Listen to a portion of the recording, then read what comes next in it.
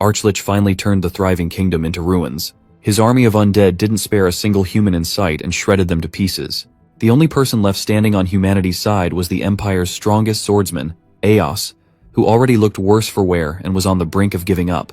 But this story isn't about that knight, nor is it about the Archlich. It's the story of Damien Haxon, working under Archlich's command as his Death Knight. He was just a normal human until Archlich cast dark magic and took control of him. But before Archlich could savor the crown he earned after countless deaths, my guy had already broken free from Archlich's control. He unleashed an attack that struck Archlich right in the chest, so hard even his demon generals couldn't shield him. Damien Haxon had finally moved with his own will, much to Archlich's shock, who had erased Damien's consciousness completely. But as fate would have it, Archlich was never able to fully factory reset our boy's mind. Some part of his soul and mind stayed intact, dormant in his head, watching his own body out of control. Under Archlich's command, his demon generals launched an attack on Damien, only to get obliterated by a single strike from him. In a last-ditch effort, Archlich played his trump card and summoned God knows how many undead. The entire horde charged toward Damien, aiming to claim his life. But once again, all it took was a single hand gesture to incinerate the undead into smithereens. Seeing this, Archlich could tell his end was near. He had unintentionally created a monster so peerless it could rival the gods themselves.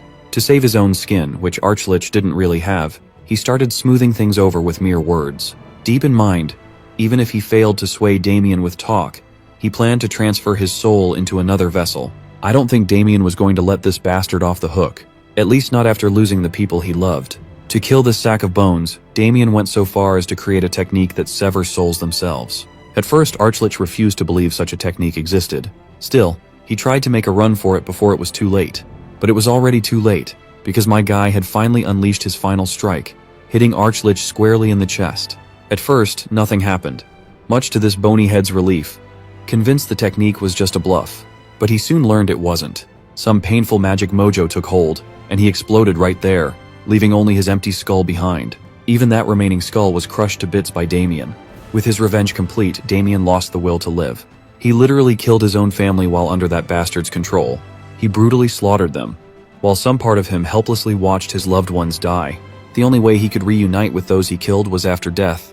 With that in mind, he took his own life. But it wasn't the end.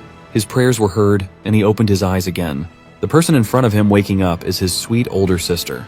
Bro thinks he is in heaven, watching his sister, though the unusual thing is that she looks way younger. She overhears him calling her younger and is flattered right on the spot. For a moment, she thinks he is trying to get on her good side, just so she can save him from their father's scolding. Being the good sister she is, she agrees to save his ass in desperate times. She eventually runs off to the mansion, not before telling him to get inside since it will soon start raining.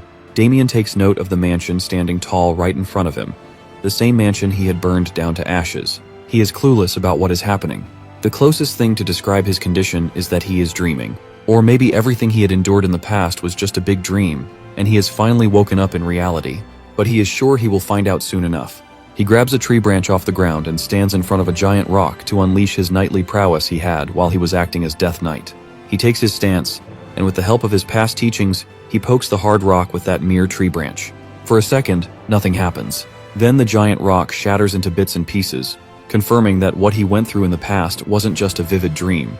This realization cracks him up, causing him to pull a classic Light Yagami laughing pose. He slumps down after laughing so hard, the weight of realization sinking in. What he is witnessing isn't a mere dream, nor was his past experience just a dream. He has returned to the past, a realization that hits him deeply. Let's have a little background on Damien's life at his current age. As far as Damien could recall, he was a clown who always brought shame to the family name with his antics. His father was always there to remind him how pathetic and loser-like a son he was, someone who only contributed by tarnishing the family's name. His antics only brought misery to the people around him. He stomped all over his family's future and even made sure their household's properties got confiscated. Because of his talent for bringing shame and ruin, his father kicked him out. Among all the family members, the only person who still saw Damien in a positive light was his older sister. He never understood why she was always so supportive and concerned, even though he ruined her life by destroying her engagement. Before he left, she offered him some money to ease his journey. He hesitated, but eventually snatched the sack of money and ran away as fast as he could, because he could barely look at her without getting embarrassed. After running away from the family, he finally realized how wrong and cursed his existence really was. The shame and guilt gnawed at him, causing him to have profound, Back in the present, Damien sits on his knees, racking his brain, trying to figure out what triggered his regression. Sure, he wanted to apologize to the rest of his family, but to think his prayers were actually heard, that he really came back to the past, is kind of insane. Only a divine miracle could explain this. He looks down at his trembling hands, still shaking from the recoil of the technique he just executed. The technique is called wave breaking, a move that amplifies the impact of a blow several-fold. He learned it after defeating the knight known as the Castle Wall Destroyer. Suddenly, a familiar voice grabs his attention, a concerned servant calling out to him. The guy is clearly here with urgent news. Otherwise, he wouldn't be dragging his heavy body all the way out here in a full sprint. Damien knows he's from the household staff, but for the life of him can't recall his name. Then the name finally surfaces in his mind. Perhaps he is Victor. Victor confirms his name and immediately questions why his young master is still loitering out here, even though Lady Louise personally came to fetch him. According to the servant, the patriarch is boiling with rage right now. Damien, meanwhile, has no freaking clue what he even did to piss his father off this much. But we're about to find out. Back at the Hoxton Viscounty, the patriarch's furious and thunderous voice echoes through the mansion. The man is so pissed that he tries to strike Damien on the spot with an improvised swing. Luckily, Damien dodges just in time, thanks to his honed skills as a knight. Just then, his mother and sister rush in and arrive in the nick of time, grabbing hold of the patriarch before he actually shreds Damien to pieces. Turns out, our boy got kicked out of a bar for causing a massive commotion, once again staining the family name. The whole town is already talking about how the Hoxton heir is a good-for-nothing troublemaker. If it weren't for the mother and daughter duo, the old man probably would have cracked Damien's skull open right there. They're both trying to smack some sense into the furious father. Meanwhile, Damien is having a moment of reflection. He can't even remember the last time he got scolded like this. But now that it's happening, weirdly enough, he feels alive.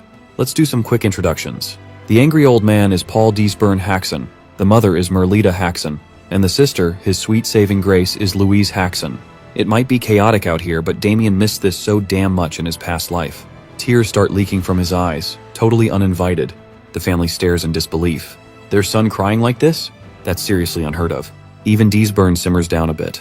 Before delivering punishment, he gives his son a chance to explain himself. But Damien's got nothing. No excuses, no deflections. Well, this response comes out as a shocker to his father. As far as his family is concerned, Damien is the guy who used to weasel his way out of everything with lame excuses. But now, he owns up to everything. He admits he brought disgrace to the Hoxton name. It's all his fault, and he's not ashamed to say it. Deesburn lets out a long sigh. This isn't how things usually go. Still, he's not sure if a bit of sincerity his son is showing is enough to let him go off the hook. With all due respect, Damien says he's ready to make up for what he did. He's willing to do whatever it takes to fix the damage and salvage the family's honor. And once he's done that, he's ready to face any punishment his father sees fit. The declaration leaves his family stunned. He sounds like a completely different person. The father even wonders if the boy hit his head or something. Scene cuts to Merchant City Landwork. Victor and Damien are sneaking toward the pub. The servant is visibly tense, full of apprehension.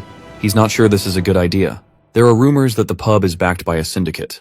If that's true, things could get ugly. But Damien, who was once a fearless death knight, just walks past his servant, casually giving him permission to head back if he's that scared. Victor, ever the loyal servant, shakes his head. He's duty-bound and isn't about to leave his master, especially not because of fear. Damien reassures him that they are only here to talk to the pub owner and sincerely apologize for the mess he caused last time. He just wants to make things right.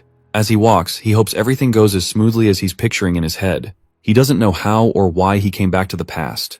But if some god really gave him a second shot at life, he's not about to waste it. If he wants to break the curse of always ruining his family's future, he has to start taking bold steps. Once he stands in front of the pub's gate, two thugs immediately take notice. They recognize the face and respond cockily and aggressively. Damien can't remember them clearly as it's been so long, but they do look familiar. Without getting aggressive himself, he keeps his tone calm. He lets them know that he's only here to apologize for the chaos he caused during his last visit. The two thugs freeze for a second, unsure how to react. When his words finally sink in, they burst into laughter. To them, it's hilarious to see Damien, the so-called disgraceful heir, suddenly acting polite and respectful. They've always seen him as the shitty elder son of a shitty household. But now, they're forced to admit he doesn't seem that bad. Damien just stands there, silent, listening to them yap. Then they take it too far. They bring up his sister and start saying vile, disgusting things about her. They're willing to accept his apology, under the stipulation that he introduces them to his sister. Creepy bastards leave no doubt about how trashy they are. And just like that, it stops being about apologies. Damien swipes a dagger from one of them so fast that the guy doesn't even realize it's gone. Originally, Damien just wanted to say sorry and leave peacefully, but turns out he doesn't have that much patience after all. With a clean, precise swing, he severs one of their hands completely. The guy drops to his knees, screaming in agonizing pain once his brain registers what just happened. The other one immediately draws his sword, though he's visibly flinching. Damien's killing instinct kicks in. The dormant death knight inside him begins to surface. And let's not forget Victor in the background, absolutely losing his mind. He's crying out, dreading what's about to go down. The screams of the injured thugs soon grab the attention of passers-by. One guy gets curious about the fight, while the other decides to keep walking before they get caught up in this mess. The thug who still has both hands tries to intimidate Damien with a few shallow threats. He brags about the gang he belongs to, the Black Snake. No one walks away unscathed after messing with Black Snake. Looks like these aren't just random street thugs after all. Even Damien has some memory of this faction. Black Snake is an organization expanding its influence in landwork around this time, and this pub is one of their spots. When Damien complained about their overpriced food back in the day, the only thing he got in the feedback was a brutal beating. Not just beaten, they humiliated him in front of everyone there. Now that he thinks about it, he's the one who actually deserves an apology, not the other way around. Back to the fight, the thug makes it clear that being a noble won't save Damien from the consequences he's about to face. He finally lunges with his sword at full strength. Damien just takes a step back, trips the thug over his feet, and lets the bastard eat dirt. Before he can even finish coughing and get up, Damien's already on him with his dagger. The bastard should be grateful he's only about to lose a leg. If it weren't for his family, wiping these guys off the face of the world wouldn't be hard. With that threat clear, Damien slices off the thug's leg, making him double over in pain. More thugs show up, drawn by the screams. They also seem to be a little shaken seeing the brutality that unfolded there. Only one of the thugs is courageous enough to stand right at the front, while the others hide behind him. He demands to know which organization Damien belongs to, and where he's from. Obviously, Damien denies any ties to any gang. As for why he's here, he is here just to apologize. Though after thinking it over, he figures he should be the one getting an apology. He also has a complaint for the pub owner. This sassy dude isn't willing to entertain Damien's requests. All they want is his identity. Since he's not telling, they fear they'll have to make him speak. The leader orders his goons to charge. The brainless thugs rush at Damien, unaware of what's coming. Damien doesn't even feel like wasting time on these small fries. He takes a deep breath and zips past them with sonic speed, slicing off hands that were never meant to wield swords against him. One dash later, 3 guys are down. Damien is seriously rocked, while the leader of the thugs is absolutely shocked, though that quick dash took a little toll on his young and fragile body. Still, he's got enough strength left to finish off the guy in front of him, and he's ready. The bastard tries to beg for mercy, offering an apology if Damien's willing to forgive. But it's clear this whiny little bitch isn't getting any mercy, at least not until Damien claims one of his limbs. The scene quickly shifts inside the pub, which is brimming with life. But the mood changes fast when everyone notices the whiny guy standing petrified near the entrance. Poor bastard couldn't outrun his doom. As his body falls to one side, Damien stands there, all eyes on him. He wipes blood from his cheek while the customers, who were enjoying their drinks seconds ago, scatter for their lives. Good thing that unnecessary nuisance left right away, leaving Damien alone to settle his score with the pub owner. The owner stands above in the corridor, furious about the noise. More than anything, he's mad there's no guard in sight. This bar owner looks like some goofy character straight out of One Piece. His name's Anderson Holm. Damien only adds salt to the wound by casually revealing he already took down the guards Anderson's talking about. The weight of the situation finally sinks into Anderson's mind. It's unbelievable that someone defeated members of Black Snake. He demands Damien explain why he's causing such a mess and disrupting his business. And more importantly, who he even is. Damien introduces himself without hesitation. He clears the air. He never meant to cause trouble. All he wants is a sincere apology from the owner. The place is way overpriced, and he's already filed a complaint before. The only feedback he got was a humiliating beating and being thrown out like a dog. Everyone misunderstood him and assumed he was the troublemaker. This misunderstanding hit his family's honor hard, causing some serious losses. Anderson, the big mustache dickhead, still hasn't realized what kind of situation he's in. Instead of feeling contrition, he mocks Damien and his family. He's heard the Haxon Viscounty has no honor left anyway, which is something this clown finds quite laughable. What's even funnier is that Damien actually expected him to apologize. Seems like my guy had already been expecting this exact response out of this bastard. Initially, he was planning to spare this bastard once he had apologized sincerely. But now, he's got the perfect excuse to exact a juicy revenge he's been craving. He won't forgive this bastard talking trash about his family. In a split second, Damien maneuvers so fast he reaches the bastard standing on the first floor. With the dagger aimed straight, he's ready to yank this bastard's innards out. But it seems like our boy got carried away and let his guard down. Some guy rushes in, bringing a heavy sword down on Damien, knocking him back to the ground floor. The strength behind the blow is insane. The mysterious guy's name is Ted, someone Anderson's been waiting for to intervene. Damien admits this guy's got serious grit. With the strength he's packing, this gets our guy wondering how someone like Ted ended up working at such a third-rate place. Now, he's very curious to learn why a knight of this caliber is even here at all. Let's talk about the knights for a moment. The glorious warriors of honor walk the path of martial arts throughout their lives. There's a hierarchy for them, starting off as a trainee and then an apprentice knight. Finally, they become an official knight when their skill level allows for it. The official knights are recognized as warriors capable of utilizing aura, to the point that they're mountain-level warriors, capable of cutting down dozens of creatures ahead of them. They can even cut through castle walls without breaking sweat. In other words, the knights of this story are pretty damn strong. So strong, in fact, that they're considered as transcendent beings. That's actually the reason why the bar owner is out here giggling like a lunatic. Because he's damn certain of his victory. Even though Ted is an apprentice knight, he swears allegiance to the leader of the Black Snake organization. With Ted's involvement, the bar owner is confident that our boy won't be able to leave this place in one piece. And yes, the one piece is real. Damien stands on business, confidently questioning Ted's rank. He can finally understand why he felt a hint of aura in their previous clash. But his revelation just now astonishes Ted, who can't believe that someone as insignificant as our boy was able to sense his aura, even when he did his best to conceal it. Thinking about it for a minute, Damien pieces together the reason why Ted even bothers working in a shitty place like this. He thinks that Ted wasn't considered good enough to become an official knight, and was tossed out from the ranks, leaving him no place to go. The verbal assault has already chipped the knight's armor, while the bar owner tries to calm him down by addressing payment. Hearing the word apprentice attached to his rank, Ted's blood starts boiling. Pissed as hell, he bursts with incredible speed to slice down the arrogant noble's mouth, in an effort to punish him for being disrespectful. But without fearing for a thing, our boy simply stands there as Ted's blade is about to slice him down. He evades the heavy strike at the very last second, which means if he hadn't dodged the attack, the enraged apprentice knight would have sliced him in half. Preparing himself for a second attack, the apprentice knight unleashes his swings at Damien. While our boy is dodging without much difficulty, he's starting to grasp on his opponent's skill. From the looks of it, Ted doesn't appear to be an average apprentice knight, demonstrated by his sword ability and precise swings. Bursting with fury, the apprentice knight unleashes a wide slash, which is easily evaded by the young master. Despite possessing some of his combat ability from the future, Damien is having to struggle with his body's physical limitations. He can't make the best out of his current state, and it's a learning moment for him to prioritize managing his stamina.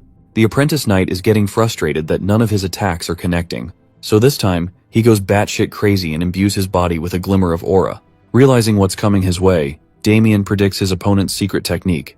The apprentice knight launches a linear sword strike, coated with immense power. As the blade is about to pierce his body, Damien calms down, even in the face of imminent death. He wants to respond with a technique of his own, one that can counteract it successfully.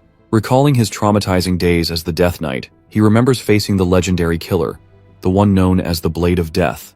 This assassin was revered as a force of nature, so the Death Knight came to face him. The Phantom Assassin immediately pointed his blade at the monstrous-looking knight, stating that his intentions of killing him if he didn't run off. Realizing that the Death Knight wasn't going to comply, a sinister side evoked inside of the Phantom Assassin. The bloodthirsty beast was thrilled to find yet another target to kill. In fact, he wanted to use his secret technique to give a performance unlike any other. Thanks to his perceptive eyes, he was able to analyze the vital points of a human body, utilizing the water inside of it. And then he unleashed the ultimate Kit Kat technique, which he probably learned from Sukuna, slicing down on the Death Knight's body. The best part? He did all of that using a basic wooden sword, which shows the greatness of his technique even more.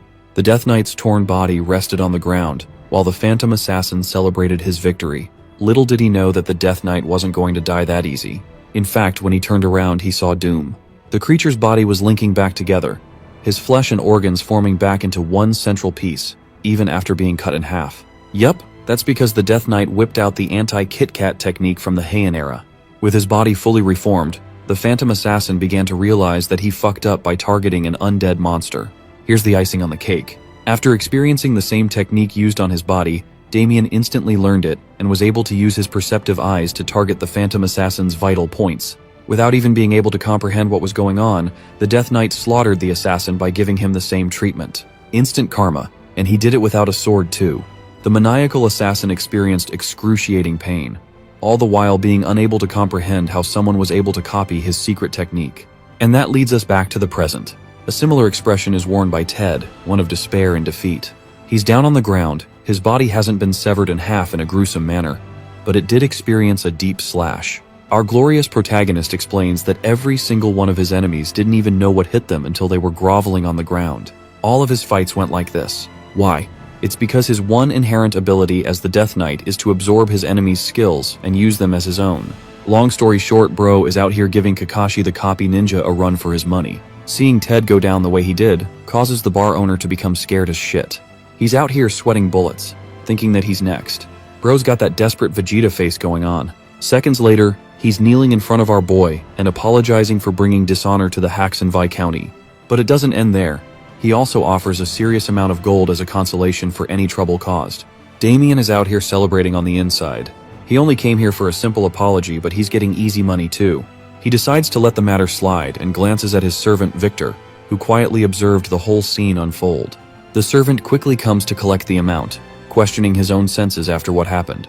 He saw how the young master dismantled the knight with a crazy technique at the last second. It doesn't make sense to him how the young master suddenly obtained powerful techniques. In the next scene, they're leaving the bar. Victor comments on how he's never had to carry so much money before. But something tells me the bar owner isn't finished, because this scumbag intends to take his revenge in the future. His intention is to speak to the leader of the Black Snake organization. But as he's plotting his next revenge scheme, our boy comes back to humble him by slicing off his right ear. The bar owner screams in agony, while Damien reminds him that he couldn't leave without rendering an appropriate punishment. Oh, and he already anticipates the bar owner's next move, and he's more than happy to leave a message for the leader of the organization. Damien's only warning is that if the organization dares to mess with his family, he'll wipe them all out. Despite having his ear cut off firsthand, he still wants to take his revenge and intends to report to the organization. But that's for later, as our boy keeps on walking ahead. As he's heading out, he fully comes to terms with his own wrongdoings in his previous life. His past leaves a trail of blood, one of murder and only sinful acts. He doesn't intend to run from this past, but this time, he vows not to disappoint his family and always stay by their side. Damien declares that it's time for them to head home. The scene cuts to the Lion Bloom March, where a man addresses his brother regarding the phrase, "Pain always follows love." His brother doesn't know what this dude is going on about, and realizes that this guy's planning to head to another battle. Rejecting his brother's assumption, the dude clarifies that he's actually going on a quest to find love. I would believe his words if not for that ugly expression on his face. Coming back to the Haxon estate, our boy is glad to have gotten a good night's sleep after his adventurous run last night. The same can't be said for poor Victor, however, who was busy processing what happened before his eyes. The horror of it all kept him awake, thinking about what would happen next. Damien emphasizes that everything worked out well in their favor, so there's nothing to worry about. Even though they deviated from the original plan, they achieved their purpose all the same. Next up, our boy is waiting for the rumors to spread around, allowing people to realize not to fuck with the Viscount Haxon's eldest son. With this rumor flying around, no one will ever dare to mess with his family again. He's also happy that his reputation as the useless son will also experience a slight shift, and people will see him in a more respectful light. Even as his servant, Victor can't fathom how the young master is suddenly so competent and self-aware.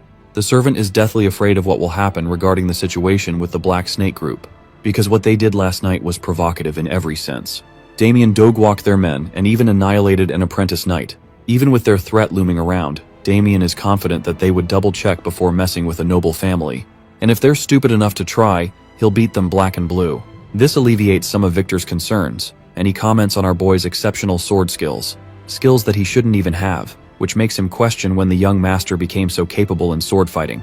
Of course, our boy quickly turns away because he really doesn't have an explanation for it. Damien tells him that he trains every now and then. Speaking of Damien, his father is out here channeling the speeds of Barry Allen, the Flash. Bro is pissed that his son was gone all day yesterday. What's more, he's scared that the kid must have caused even more trouble again. Showing no signs of fear, Damien urges his father to calm down because he handled everything and rectified his previous mistake. He then tells Victor to reveal their prized possession. The glimmering gold coins seduce his parents very quickly. It's the easiest way to make them happy. The young master informs them of his travels to the same tavern and how he cleared up a certain misunderstanding, a miscalculation that they did. And because of that, They gave him consolation money for their mistake. I just love how he omitted the part where he cut off like 20 hands and plucked off the bar owner's ear.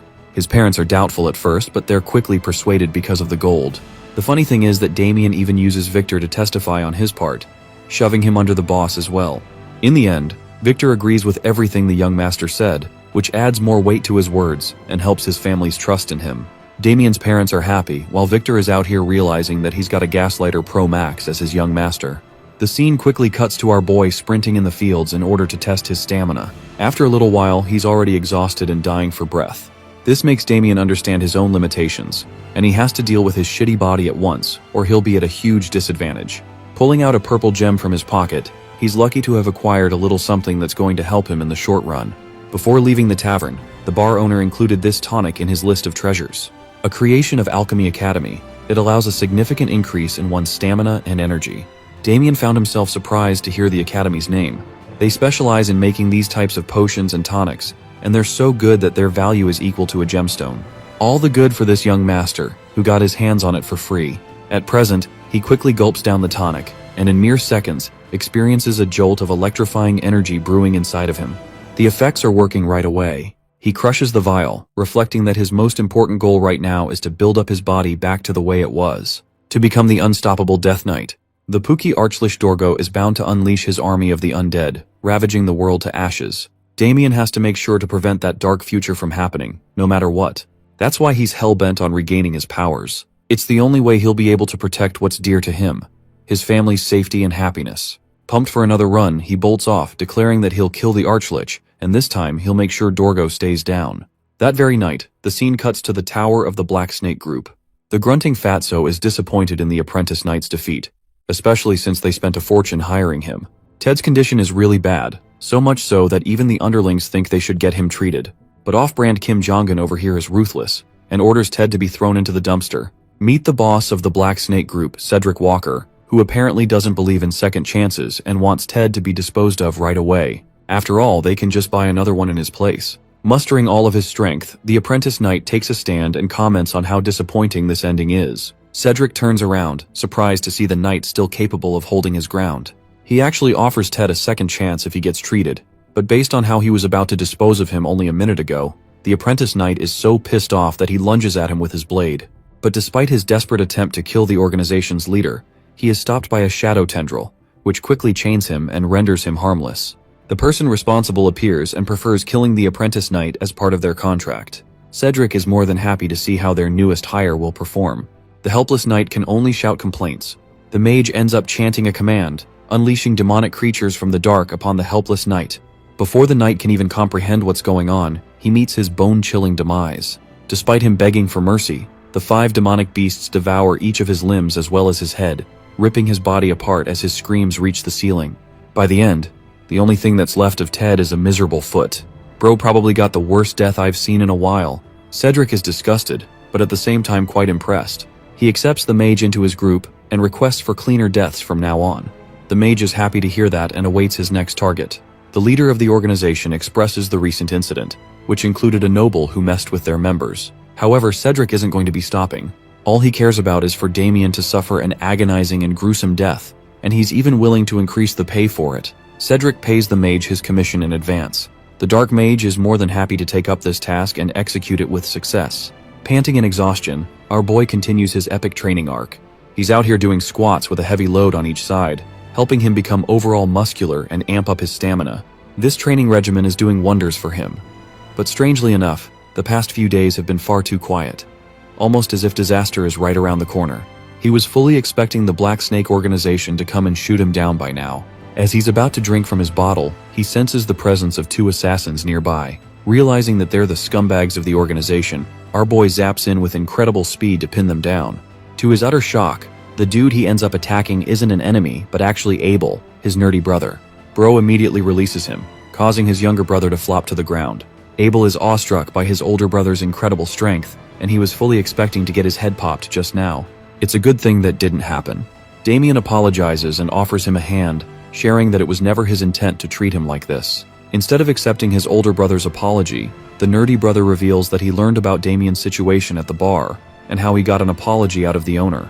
However, from what he's heard, he knows that a fight broke out, and that dozens of people were injured. Abel accuses his older brother of lying to his own family.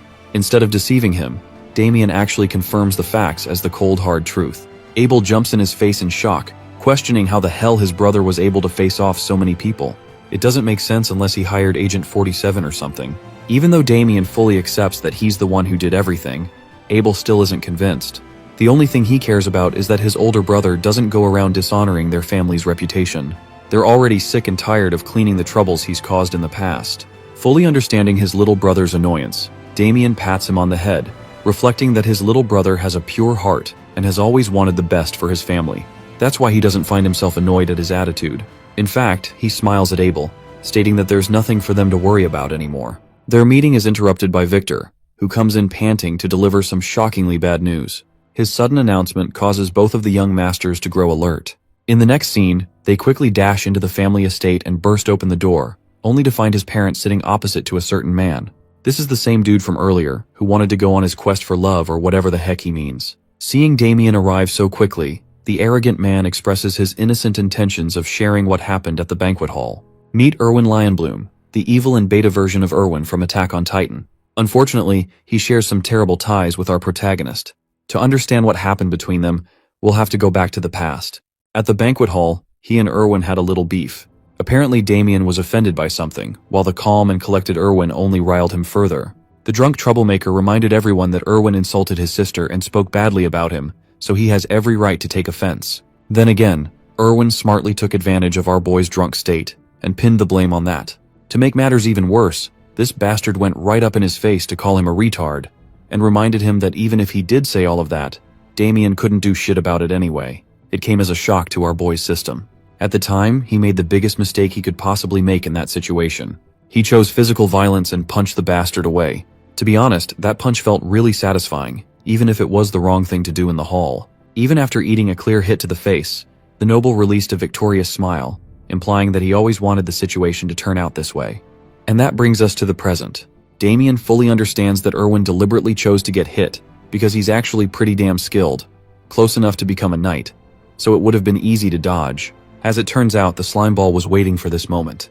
In this family meeting, this man boldly tells our boy's parents that he shares admiration for Louise, their daughter. At first, the Viscount doesn't get what Erwin is trying to say. That's until Captain Douchebag over here boldly declares a marriage proposal between him and Damien's sister. The announcement rocks the Haxon family to their very senses. Damien internalizes his frustration, knowing that this is the exact sequence that took place in his previous life. The bastard took advantage of his family's poor circumstances. Erwin doubles down by saying that he'll forget what happened at the banquet hall, but only if they become a part of his family, therefore preventing any bad blood between the two houses. However, his father firmly denies such a proposal, like the gigachad he is. Erwin's frustration grows after discovering that Louise already has a fiancé set for marriage. But then comes the issue of his humiliation at the banquet hall. Erwin reminds the Haxon family that they won't be able to deal with the consequences that come with denying his proposal. It will end in a wrathful outcome. The scumbag offers them a final dilemma. It's either they choose him for their daughter, or they suffer the consequences. This is truly a difficult decision for the Viscount to consider, knowing that the Lionbloom family is tremendously powerful among the nobles. Even then, he knows just how shitty of a person Erwin truly is. His father's instincts just can't allow something so disgraceful to happen to his daughter. Suddenly, Louise herself makes her presence known, offering herself as the sacrifice and accepting the terms of marriage. Seeing their own daughter sacrifice herself like this causes the Viscount to break down. He tries to assure her that they'll find a way out of this, even though Abel is pissed off and admits that his sister doesn't have to deal with the trouble Damien caused. Seeing her take a stand for the sake of her family even causes Damien to feel sad, but the brave girl maintains her smile, promising to go with Erwin. The whole situation is a great reminder for our protagonist, a reflection of his past mistakes summarized in one scene. Because of the problems he caused, his sister had to bite the bullet. Now that the situation has wrapped up in his favor, an evil smile crosses over Erwin's face. He's glad that they made the correct choice. As he prepares to leave, he tells Louise that a formal request will be officially sent so they can discuss details. But as he's talking all that shit, the devil himself appears before his eyes, glaring down at him. I think anyone who has a sister would have the same expression as our boy after what happened. Mocking Damien openly, Erwin calls him his brother-in-law. Damien doesn't give a damn about him, but the fact that he ruined his sister's life in the original timeline is enough motivation for him to prevent the same from happening again. Louise can't believe that her brother has taken a stand for her. He mumbles something incomprehensible, something that the arrogant blonde noble doesn't even comprehend. What he does comprehend is a Mike Tyson uppercut that launches him to the damn sky. While it's true that Damien shouldn't have fallen for Erwin's provocation again, he just can't sit around waiting for this bastard to tear his family apart. The noble's body hits the ground, while our boy declares his stance strongly. He won't let Erwin do what he wants. To understand why he feels such disdain for this man, we'll have to take a peek into the original timeline of what happened the first time. After being sold off to the Lionbloom family, Damien couldn't see his sister for a long time. So one day, when he realized that they were coming to visit, he couldn't contain his excitement and ran with a smile on his face, excited to meet his sister. Things took a truly terrifying turn, because the moment he arrived, his body shuddered in despair. Before him was his beautiful sister. Her hair was pulled like she was some kind of animal. Erwin dragged her for always complaining about her shitty family. He was pissed that she even dared to threaten leaving him. Oh, but he didn't stop there. To truly educate her and make sure she never defied him again, Erwin prepared himself properly as the innocent girl shuddered in fear. Locking in a fist, he abused her brutally as the poor girl wailed in pain. Just watching that sight broke our boy from the inside. He couldn't even protect his sister, and he's the one who got her into such a state in the first place, all because of his actions at the banquet hall. From then on, a deep hatred took root inside of Damien's heart, a hatred designed specifically for the bastard known as Erwin Lionbloom. That brings us back to the present, where he's just finished uppercutting this man into a knockout. The entire family is shaken. The Lionbloom guards concerningly show up after hearing the sound of their young master moaning in pain. At once, they unsheath their weapons to seize the person responsible for hurting the young master. Damien gave them one look and realized that they're his escort guards. Speaking of the bastard, Erwin snickers like the little pest he is and gets back up. He's done being bitch-slapped twice in the face by now. Taking the situation to violent means, he clenches his sword, while the Haxon family stares in horror. Finally revealing his true nature, Erwin unsheathes his blade, questioning if his brother-in-law is looking for a quick death. To prevent the situation from turning into a bloodbath, his escort guards quickly step in to handle the situation for him, since it could lead to a bad impression of him. But this time, the enraged bastard doesn't listen to reason, and demands that his guards move. When one of the escort guards resists the order, Erwin literally punches him into the nearest wall. I genuinely took him for a weakling, but damn, he really is close to the skill of a knight. Chillingly reminding his guards to move, Erwin glares at them with contempt. Abel and Louise are quivering for their brother's sake, while the Lionbloom young master strides forward to deal with Damien for good. He wonders how the Haxon family will resolve this situation, especially when they've made it worse tenfold. Sensing real danger for her brother's life, Louise understands that Damien will be hurt. She forcibly steps in to resolve everything. But this time, our boy defends her. No longer will she become the sacrifice. This time Damien, her older brother, will handle the situation, as he gives her a look of assurance that everything is all right. It's time for an official one-on-one duel. Hearing the word duel astonishes the Lionbloom young master. Damien makes his offer clear, stating that he'll do anything Erwin asks of him if he is defeated in the duel. But if our boy wins, everything that happened up to this point will be forgotten from both sides. Interestingly, Erwin doesn't want to accept the conditions for the duel, because he already got what he wanted out of Louise. She already signed an approval from her side. Instead of backing down, Damien takes a smart approach by challenging Erwin's ego, stating that he's a coward for backing out of a duel.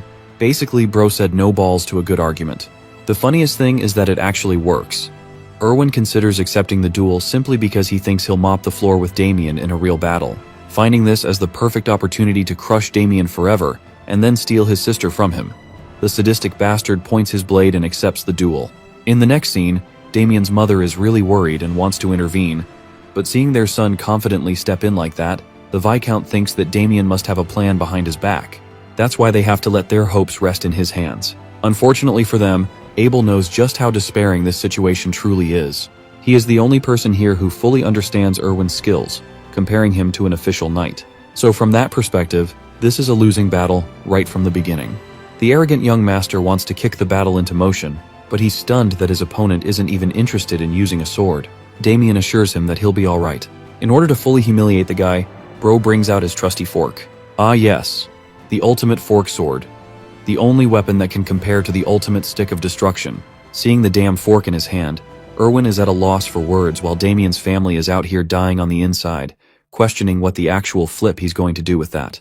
Erwin straight up laughs in his face, finding it reasonable to assume that his opponent has already accepted defeat. He thinks Damien's gone crazy out of terror. With full confidence, Erwin lunges into the fight, intending to cut him down. But to his utter shock, the first swing misses Damien, who evaded casually. To complicate his attack pattern, Erwin launched multiple swings, unleashing his technique, the fierce roaring lion sword. Bro's got his own Susanoo over here. Anyway, the destructive blow is all smoke and mirrors, because by the end of the attack our boy's feet are still firmly planted on the ground. He's deflected every single strike. Even the escort guards are at a loss for words, not knowing if their young master is playing around or if his opponent is really that good. To deconstruct what happened, we take a look at Erwin's point of view. In that brief time window from when the technique launched, our boy danced around each of his swings, without even getting hit once. As for Damien, he's glad that his physical training has been paying off. Thanks to his increased stamina, he can now keep up with fast movements without gassing himself out. Need I remind you guys that he's doing all of this with just a damn fork? But also, he has gained an understanding of the Lionbloom family's swordsmanship thus far. Here's the neat part. In the original timeline, the Death Knight Damien actually faced off against the eldest son of the Lionbloom family, Micahel Lionbloom, and this guy was a force to be reckoned with. Compared to that, his little brother is disappointing and much weaker. That's why the current Damien isn't having any trouble facing him. Erwin's blood boils as he sends off waves of aura, refusing to accept that it was skill that allowed Damien to dodge his techniques. Unfortunately, the invoking of aura is dangerous for anyone to deal with, so our boy is faced with yet another puzzle. How will he avoid this? Erwin Lionbloom races at incredible speeds to jump right in front of the target, ready to deal a killing blow. In this delicate moment, Damien considers and selects the Sword Saint technique from his list of techniques, and decides to use it. A proper clash breaks out, except Erwin's world breaks into pieces when he sees a mere fork blocking his sword, and even overpowering it to some extent. He can't even fathom what's going on.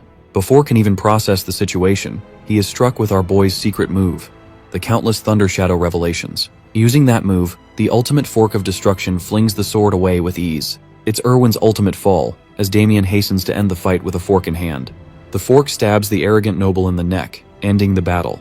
Every single person in his family gasps in horror.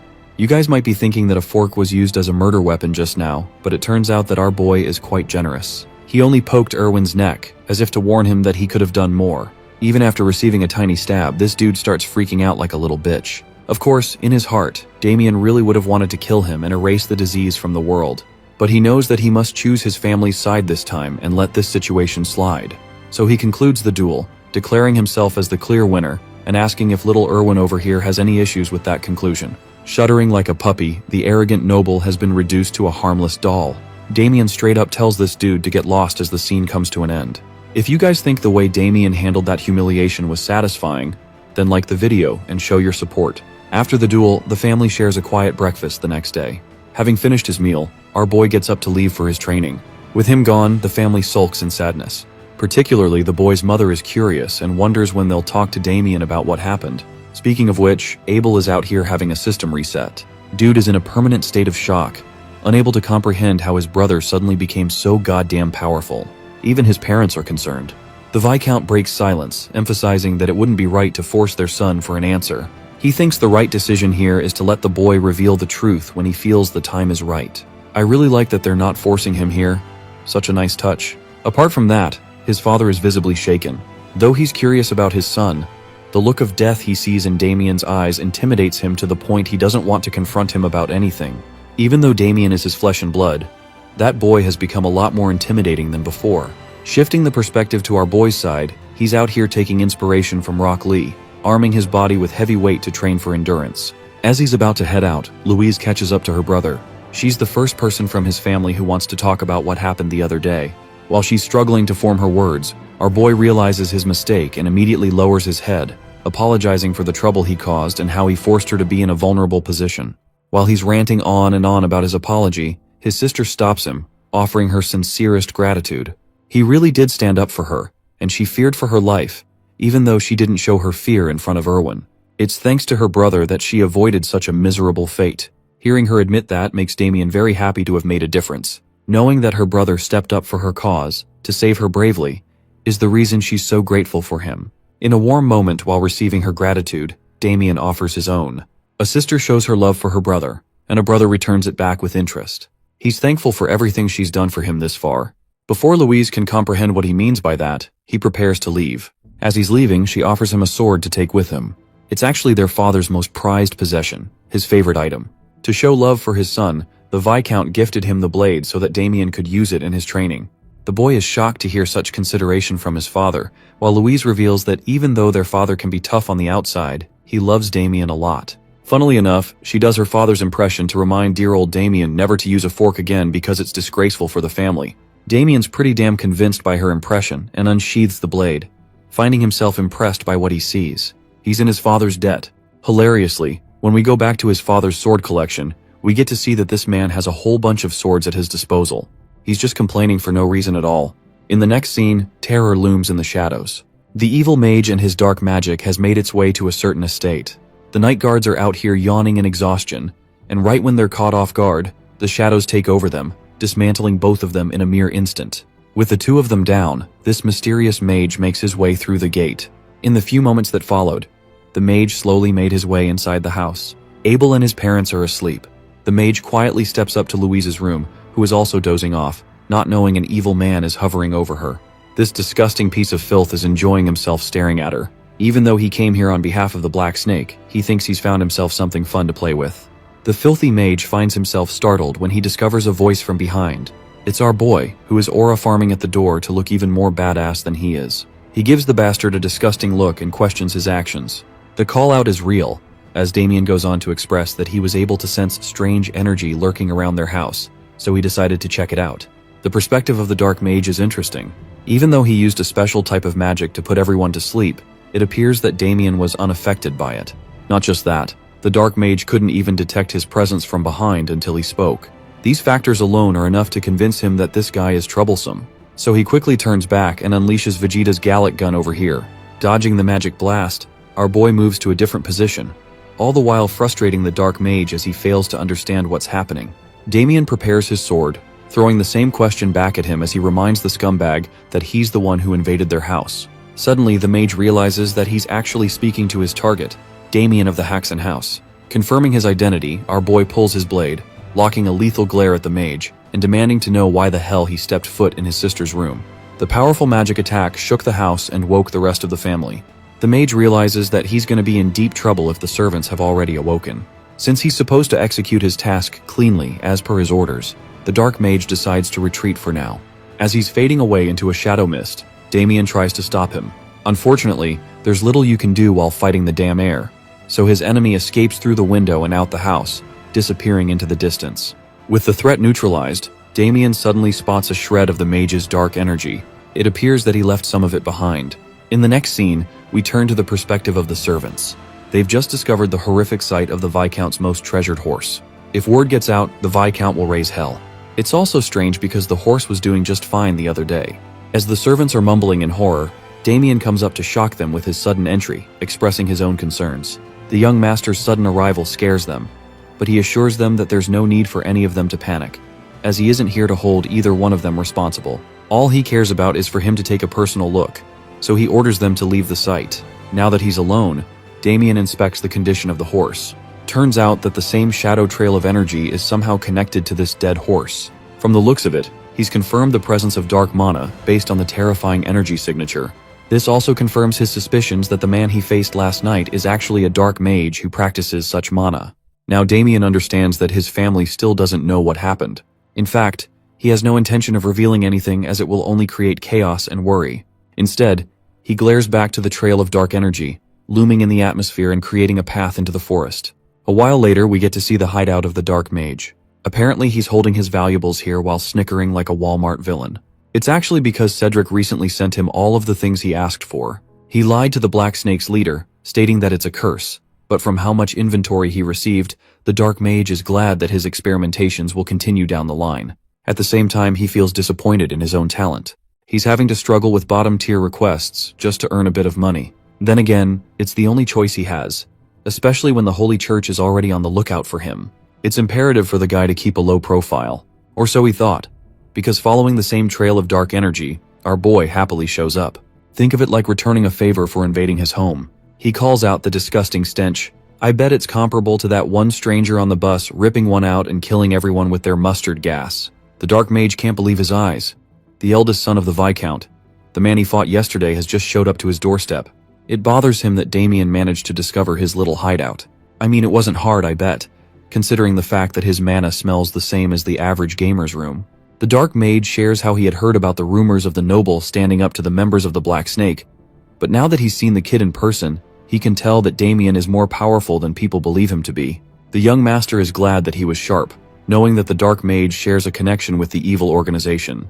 The Dark Mage confirms this, revealing that a part of their deal is to make sure Damien suffers an agonizing death. Hearing this makes him laugh, as he declares what's about to happen, pointing out that the mage will die for taking on such a request. Hearing such a ridiculous remark from him, the mage laughs, unveiling his sinister nature and finding joy in his victim's delusion. He's in the mood to make the perfect experimental pet out of Damien after capturing him. The swordsman prepares his sword, assuring the mage that it won't be the case, because in this life, he promised himself that he won't kill anyone unless absolutely necessary. However, the only exception to his rule are people as heinous as the Dark Mage, who are the definition of filth and disgust. Damien's more than happy to wipe them off the face of the planet. The Dark Mage is astonished yet again by the boy's knowledge, but he thinks it's all meaningless and blasts him multiple magic circle attacks. He's not going to let the Viscount's son escape at any cost. But lucky for him, our boy doesn't share that intention either. Looking cool as fuck, he sweeps right in with an incredible lunge and connects a clean upward slash, cutting his opponent in half. Diseases are hard to kill, and just like a bad disease, this guy is also hard to kill. Despite being split in half, he simply disintegrates into the shadows, reassembling his state. Damien internalizes that his opponent is using the same ability he used back at the estate, and that this guy is actually pretty damn strong, even if he took up a lower tier request to kill someone. Maniacal laughter releases from his mouth as the Dark Mage assumes his victory, maintaining that he won't be cut by ordinary means. So in order to deal with a pest like him, Damien decides to go ballistic and renders numerous cuts to make sure nothing remains. Even though it's a good effort on his part, it still doesn't change the fact that his opponent's body can reassemble with ease. The Dark Mage thinks he's dealing with someone powerful, but he makes it known that the moment Damien walked inside his hideout, he sealed his own fate. Speaking of sealing his fate, the scumbag uses the same attack he used against Ted, restraining Damien in place and letting his little demons of death devour the rest. The thing is, the Dark Mage knew that the church was on his tail, so he doubled down on his preparations with advanced spells. From the looks of it, the situation is getting really tense. Even our boy is tensed up considering his circumstances. The mage grimaces in victory, laughing at the demise of his opponent, who will regret challenging an officer of the Yulin rank. With Damien restrained, he's moments away from being ultimately devoured by the creatures of the dark and meeting the same fate as the apprentice knight. The tendrils of dark mummify their victim. It's like watching a spider webbing up its prey and tangling it into place. The Dark Mage returns to his tangible form and calls Damien arrogant for being reckless with his approach. He also remembers Cedric's order to make his target suffer as much as possible, which is made successful by the fact that he'll torture him for a long time. This bastard is also out here celebrating that now. He can feast on the beauty he saw at his house without any interruptions. That's until Damien drops a little surprising note for him. He breaks apart the decomposing curse spell that he just used. At a loss for words, the Dark Mage returns a look of despair, questioning how his prey is unaffected. It's impossible to dispel the curse unless someone knows about dark magic, which is exactly what our boy did. Here's the thing though, even Damien is taken aback by what he did. I guess his regression powers kicked in, because it appears he awakened an authority insignia on his body, even though he shouldn't have it at this point in the past. Let's talk about what an authority actually is. In this world, it's known as the power of a god being gifted to mortals. In this case, Dorgo favored his Death Knight so much that he infused the strongest magic and binded it into him. Even after giving him indestructible magic and power, Dorgo was left unsatisfied. He wanted more out of his Death Knight, the ultimate servant and the sword of evil. Hence, he decided to slit his own hand, unleashing a part of his dark power, turning the Death Knight into an ultimate weapon. A column of dark mana pulsed upon the Death Knight. Dorgo forced his authority upon him, and with a final hand sign, he imbued all of it into Damien's body, carving an insignia on his hand. That evil power ripped his body apart, giving him a world of pain unlike any other. By the end of the process, the Death Knight had transcended into a realm of becoming unstoppable. This Gigachad received the authority of God and became a force to be reckoned with. Side note, all of a sudden, I'm starting to realize why Dorgo got his ass nuked. Bro literally turned his Death Knight into a mini nuclear weapon and thought things were gonna be fine. Back to the present, Damien remembers the mark of the authority of greed. It's his power as the Death Knight resurfacing again. Before he's able to process it fully, another magic blast comes his way, which he quickly evades. The Dark Mage raises an immediate question for him. Just how the hell was he able to survive his decomposition spell? Being a good sport, Damien funnily says that he had a trump card, and that's why. The most convincing explanation is actually the power of plot armor, and the author makes sure to slide that part in. Back to the battle, Damien has now gained an understanding of his opponent and his connection to Yulan. This Yulan is actually another organization, an even more sinister one that practices assassination using dark magic. Compared to them, the Black Snake is nothing. It's not a surprise that this guy is actually pretty damn skilled. The Dark Mage assesses the situation too, internalizing that he can't let this battle drag on for any longer, especially when his opponent is unpredictable. Even though he wanted to save his ultimate weapon for the church, he thinks it's an appropriate time to whip out the good stuff. With his bracelet glowing a bright green, the mage unleashes a wave of mana, exuding from his body as he slowly loses control of himself. Even Damien notices that this guy is using a dangerous amount of dark mana. From his understanding, the bracelet appears to be some kind of artifact to store mana. Well, things go from 0 to 100 really quick when this guy uses his full power. He summons an illusory beast that I don't even know how to describe.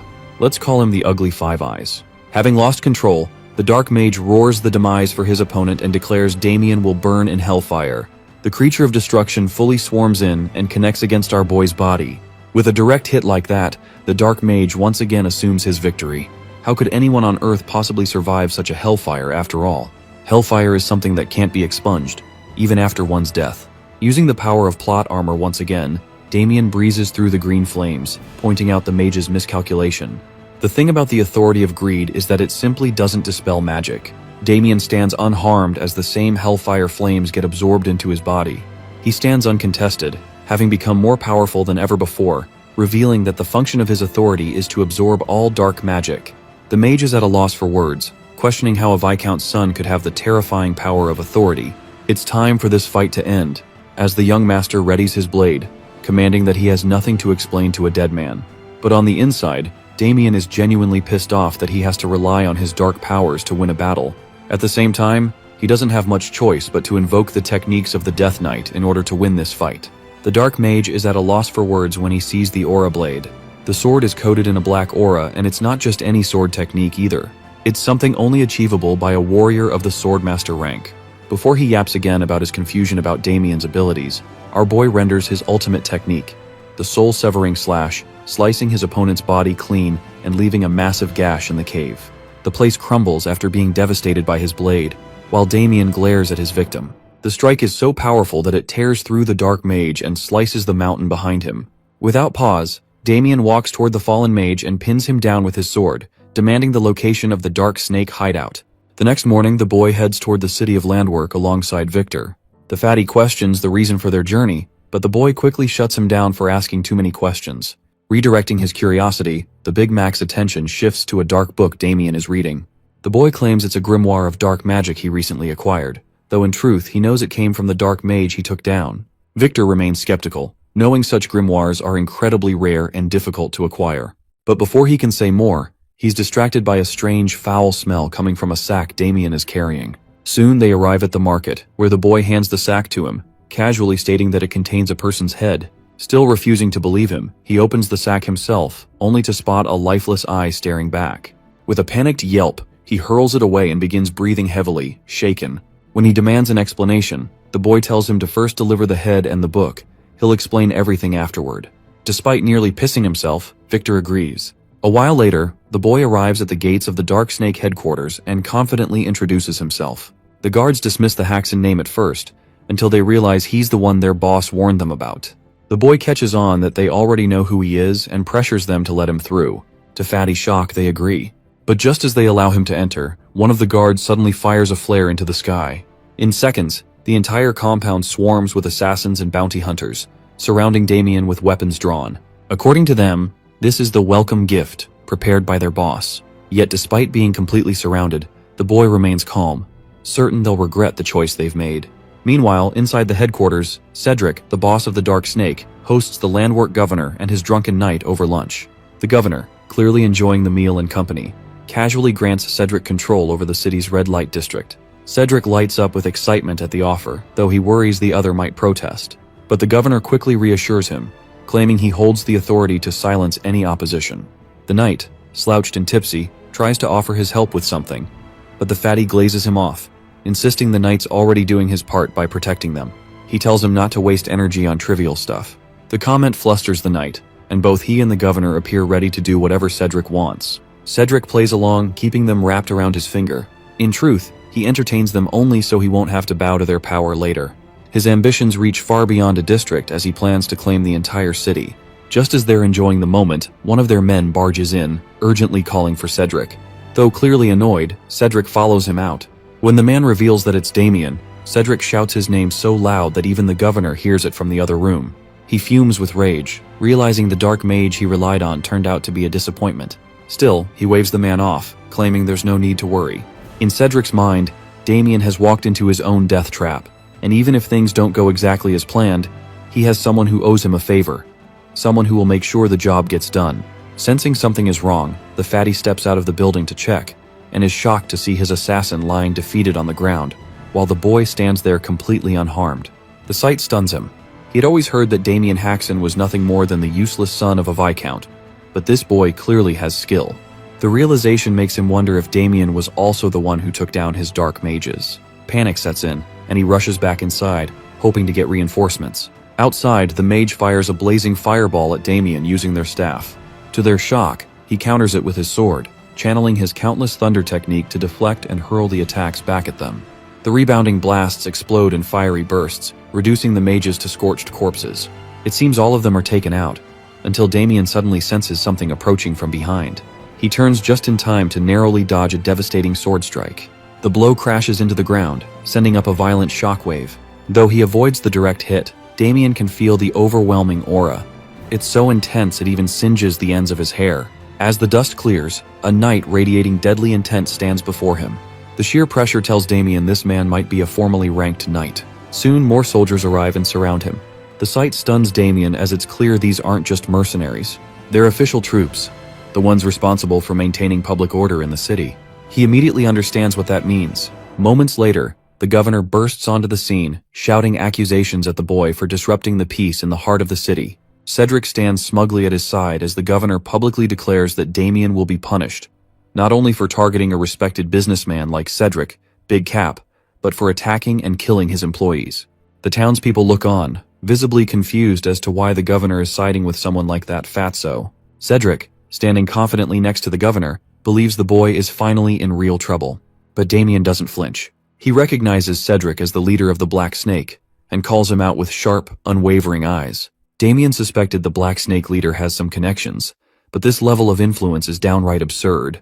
He openly calls out the governor for supporting someone like that double cheeseburger of a man. The governor, unfazed, demands that he surrender, but the boy refuses, insisting he's committed no crime. Growing impatient, the governor orders his knight, Robert, to handle the situation. Responding to the command, Robert steps forward and tells Damien to submit to arrest.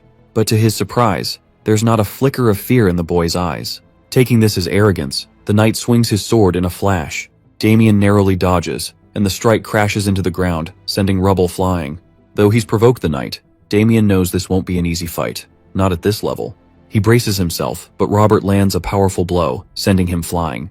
The boy manages to land on his feet, though the hit rattles him despite his attempt to deflect it. As the fight continues, Damien silently waits for someone to arrive, but the knight gives him no breathing room, pressing in with relentless speed and swinging his massive axe with brutal force. Just as the weapon is about to hit, someone suddenly jumps between them and blocks the attack. The impact is so strong it sends the knight's axe flying. Stunned, the knight demands to know who it is. When the figure reveals herself, everyone stands in shock that it's a muscle mommy paladin. Damien exhales in relief.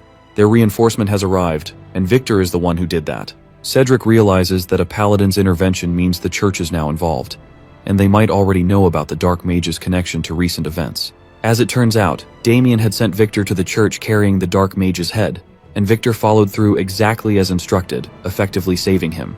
A few hours earlier, Victor arrived at the church, drenched in fried oil sweat, carrying both the sack and the book that Damien gave him. He handed them over to a nun, claiming they were evidence of someone collaborating with dark mages. As she examined the book, she immediately sensed the dark energy emanating from it. Upon noticing the symbol inside, her expression shifted to shock. Without a word, she snatched the sack from Victor, and the moment she saw the severed head, she recognized it as the long-sought officer of Yulan. With no hesitation, she stripped off her nun attire, revealing a muscular mommy figure formed beneath it, and demanded to know who sent Victor with these items. Now, back in the present, she seems excited to finally meet Damien and assures everyone that the church will take over the matter from here. Damien respectfully agrees. It's exactly how he had hoped things would unfold. Paladins devoted to serving their god are known for their charity and compassion. But when it comes to dealing with demons and dark arts, they don't hesitate. They become relentless, almost fanatical. They are, after all, the vanguard of the church. And with this development, Damien knows he now has the church on his side. As he reflects on everything, the paladin steps forward and addresses the gathered citizens. She announces that due to evidence of someone within the city communicating with dark mages, the church will be launching a full investigation. Until then, they will assume control of the city. This doesn't sit well with the governor, as the city was granted self-governance by the kingdom. However, the paladin shuts him down, firmly stating that the church holds the authority to overrule even the kingdom, and besides, both he and his knight are prime suspects. Hearing this, they are stunned. But the real shock comes when she points directly at Cedric, accusing them of protecting the man who supported dark mages and hid among them. Cedric immediately denies the accusation when questioned, but the paladin presents the book as evidence. It contains detailed records of Cedric purchasing supplies for the dark mage. This revelation enrages Cedric, furious that the dark mage had documented everything. As the soldiers begin turning on Cedric, he and his men start pleading their innocence, but it's already too late. The paladin orders them to be taken into custody for investigation. As they are led away, the governor spots Damien and realizes he was behind all of this. He's now torn between anger and fear, unsure of what the church might do to him next. Meanwhile, Cedric makes one last attempt to escape justice. He tries to provoke the governor's knight, urging him to act and not let a mere boy frame them. The knight pauses, thinking for a moment, and then, to everyone's shock, breaks free from the church guards and charges directly at the paladin, hoping to take her down and flee. But his strike misses entirely. To his horror, the paladin counters instantly, delivering a devastating punch to his gut, so powerful it kills him on the spot. According to the paladin, anyone who stands in the way of God will be punished according to divine will. After witnessing the knight's fate, Cedric wastes no time and drops to his knees while the governor still resists. Meanwhile, the boys are simply enjoying the spectacle, watching the leader of the Black Snake gang kneeling in front of the crowd. For that, the boy quietly thanks Victor. From his observation, the paladin is even stronger than he initially thought. Judging by her aura and presence, she's likely an Azure Flame apprentice. The Azure Flame is known as the strongest warrior in the church, famous for taking down numerous powerful enemies. As Damien gets lost in thought, the paladin calls him out by name and thanks him for eliminating the dark mage of Yulan. She assures him that the church will acknowledge his efforts and that he won't be charged with anything. She reveals that the church is aware Damien contacted them not just to report the dark mage, but also to use the situation to cover his assault on the Black Snake faction. Hearing this, Damien apologizes and explains that the dark mage had tried to harm his family. The paladin, moved by this, agrees to absolve him of any wrongdoing. She also confirms that the bounty for the dark mage's head, 1,000 gold coins, will be paid to him. While the amount is more than enough to purchase a small castle, Damien doesn't ask for the gold. Instead, he requests something else, one of the church's mana cultivation techniques. This request genuinely surprises the paladin that despite his apparent strength, he still desires advanced training. Yet Damien knows the truth. Although he managed to defeat the dark mage using his authority skill, he won't be able to survive the trials the future holds without further growth. For that, he definitely needs the advanced mana training technique, the very one used by paladins. He reveals that he has only learned the basic level of it so far, and now wishes to master the advanced stage. This shocks the paladin. Reaching such a level of power using only the basics is nearly unheard of. She can sense the tremendous aura flowing through his body, and the fact that he managed to defeat a dark mage only adds to her impression. Moved by his potential, the paladin offers something even greater than the training technique. She enthusiastically invites him to become a paladin himself. But to her dismay, the boy politely refuses. She struggles to understand why he would reject such an honorable position, one considered a great privilege, granted only to a few chosen to serve God. She insists it's incredibly difficult to earn that title. However, Damien isn't particularly religious, and more importantly, he has no desire to become the church's pawn. Of course, he can't say that out loud. Instead, he claims he's not worthy of such a title. For now, he lies that he simply wants to travel the world as a humble devotee in search of truth. To Victor's shock, the act worked perfectly. The paladin appears genuinely moved by Damien's humility. Impressed by his words, she agrees to grant him access to the mana technique and warmly invites him to visit the church anytime. With that, she formally introduces herself as Agnes, the first apprentice of the Azure Flame. Damien respectfully acknowledges her name and then requests her permission to take care of one last matter. She's a bit puzzled, until she sees him walk over to Cedric and, without hesitation, punch the fat straight out of him. He follows up with a brutal kick that sends Cedric flying across the street. Only then does Damien finally feel satisfied. With that, he and Victor have accomplished exactly what they came for. Meanwhile, at the Lionbloom family estate, Erwin's father rushes to his son after hearing about the incident. Erwin, trembling in fear, claims that Damien tried to kill him with a fork. This enrages his father. He demands to know who dared lay a hand on his son. To his shock, the guards reveal it was Damien of House Haxon. This intensifies his fury.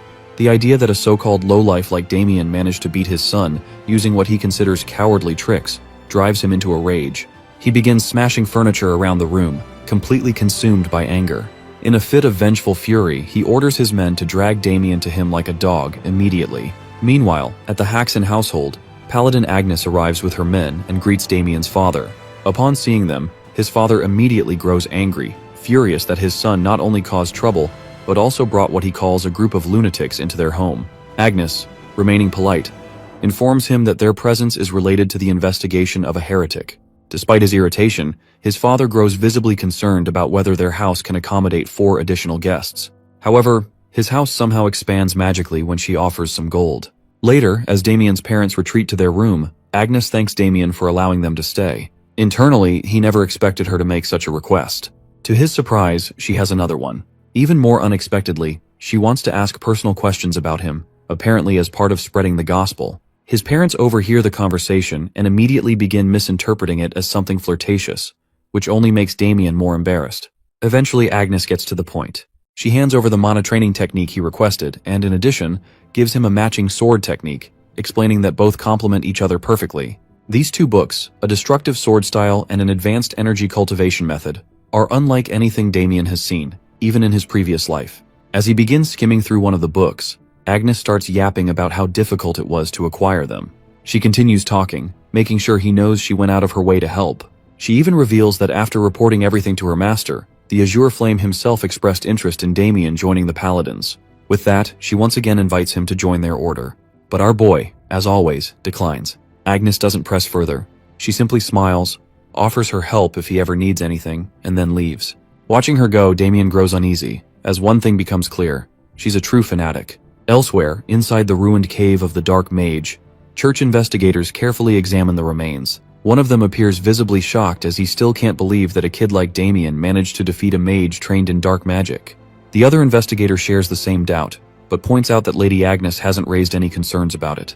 Still, the situation troubles both of them. As they discuss, Agnes herself arrives and addresses their concerns directly. She acknowledges that their skepticism is understandable, but insists she's confident Damien is telling the truth. One of the investigators argues that they still can't grasp how he did it.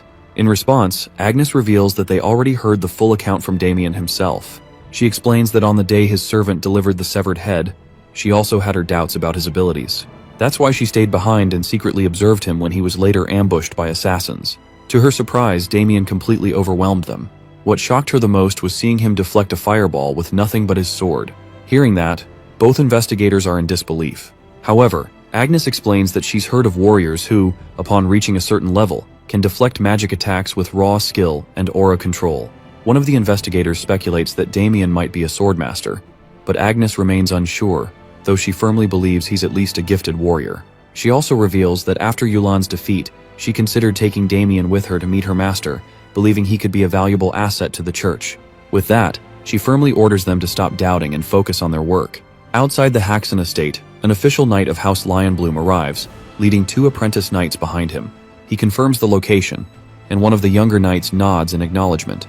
The leader then repeats their mission, to arrest Damien of House Haxon. According to him, it should be an easy task, but he makes it clear that he intends to make them suffer. For him, this is personal revenge for Erwin's humiliation. Just as he speaks, he notices an oldie barely on 1 HP walk by. He calls out to him, asking if he's from Viscount Haxon's household. When the old man confirms, the knight, without hesitation, cuts him down in a flash. Wait, what did Gramps even do? F's in the chat. The knight thinks it's disrespectful for a mere servant not to bow before the lion crest. Meanwhile, the apprentice knight quietly realizes that the old man might have been blind. But the commander doesn't care. Without a hint of remorse, he orders his men to drag Damien out of the estate and to kill everyone else once they're inside. Upon receiving the command, the knights charge forward, heading straight toward Victor, who's casually standing at the front gate, busy cleaning. Deep in the forest, Lady Agnes's team stands together, casually chatting. Agnes explains that the site ended up collapsing, which made it harder to gather as much intel as they'd hoped. Still, she assures them it's fine since everyone did a solid job. But then, out of nowhere, something catches their eyes. Something that stops them dead in their tracks. Upon a rock sits a lone figure, calmly manifesting magic in the most mesmerizing way. Their jaws drop as they watch, stunned. Agnes stares in disbelief, wondering what on earth is happening and how he's even doing it. She finds the whole thing remarkable, even though she has no clue what kind of technique it is. In her mind, she starts piecing things together. That destructive energy technique she handed to Damien must be a cultivation method, and if taken to its highest level, it supposedly allows the user to absorb surrounding mana freely. What shocks her most is that he's reached such a height in just a matter of hours. As Damien snaps out of his focused state, he looks down to see three wide-eyed onlookers, Agnes and her team, staring up at him like curious baboons. Agnes can't hold herself back. She bolts straight to him. Damien, calm and casual, glances her way and asks if they're done with their investigation. Right then, Damien's feeling pretty good about the book in his hands, fully absorbed in its contents. Agnes, watching him closely, can't help but notice the impressive progress he's made. It hits him that Agnes wasn't exaggerating when she talked about how rare this book really is. It's the real deal. Hard to get and even harder to master. As a swordsman in his past life, traditional sword techniques don't hold much meaning for him anymore. But this cultivation method is a game changer. Something truly useful, even for someone like him. Come to think of it, the destructive energy technique was specifically designed to compensate for the insane mana drain caused by the destructive sword technique. Thankfully, it's built differently. It collects mana way faster than most other techniques, and can even temporarily pull in external mana from the surroundings. That alone makes it a powerful asset, especially for someone like Damien who needs fuel for high-level combat without burning out. Lady Agnes and Damien catch themselves locking eyes, and for a brief moment, everything seems to pause. The snow-white beauty blushes softly, while the weirdo himself breaks the silence, casually pointing out that it's already dinner time. He suggests they head back together, but out of nowhere, Damien suddenly senses a sharp wave of bloodlust. His instincts scream that the vermin is here.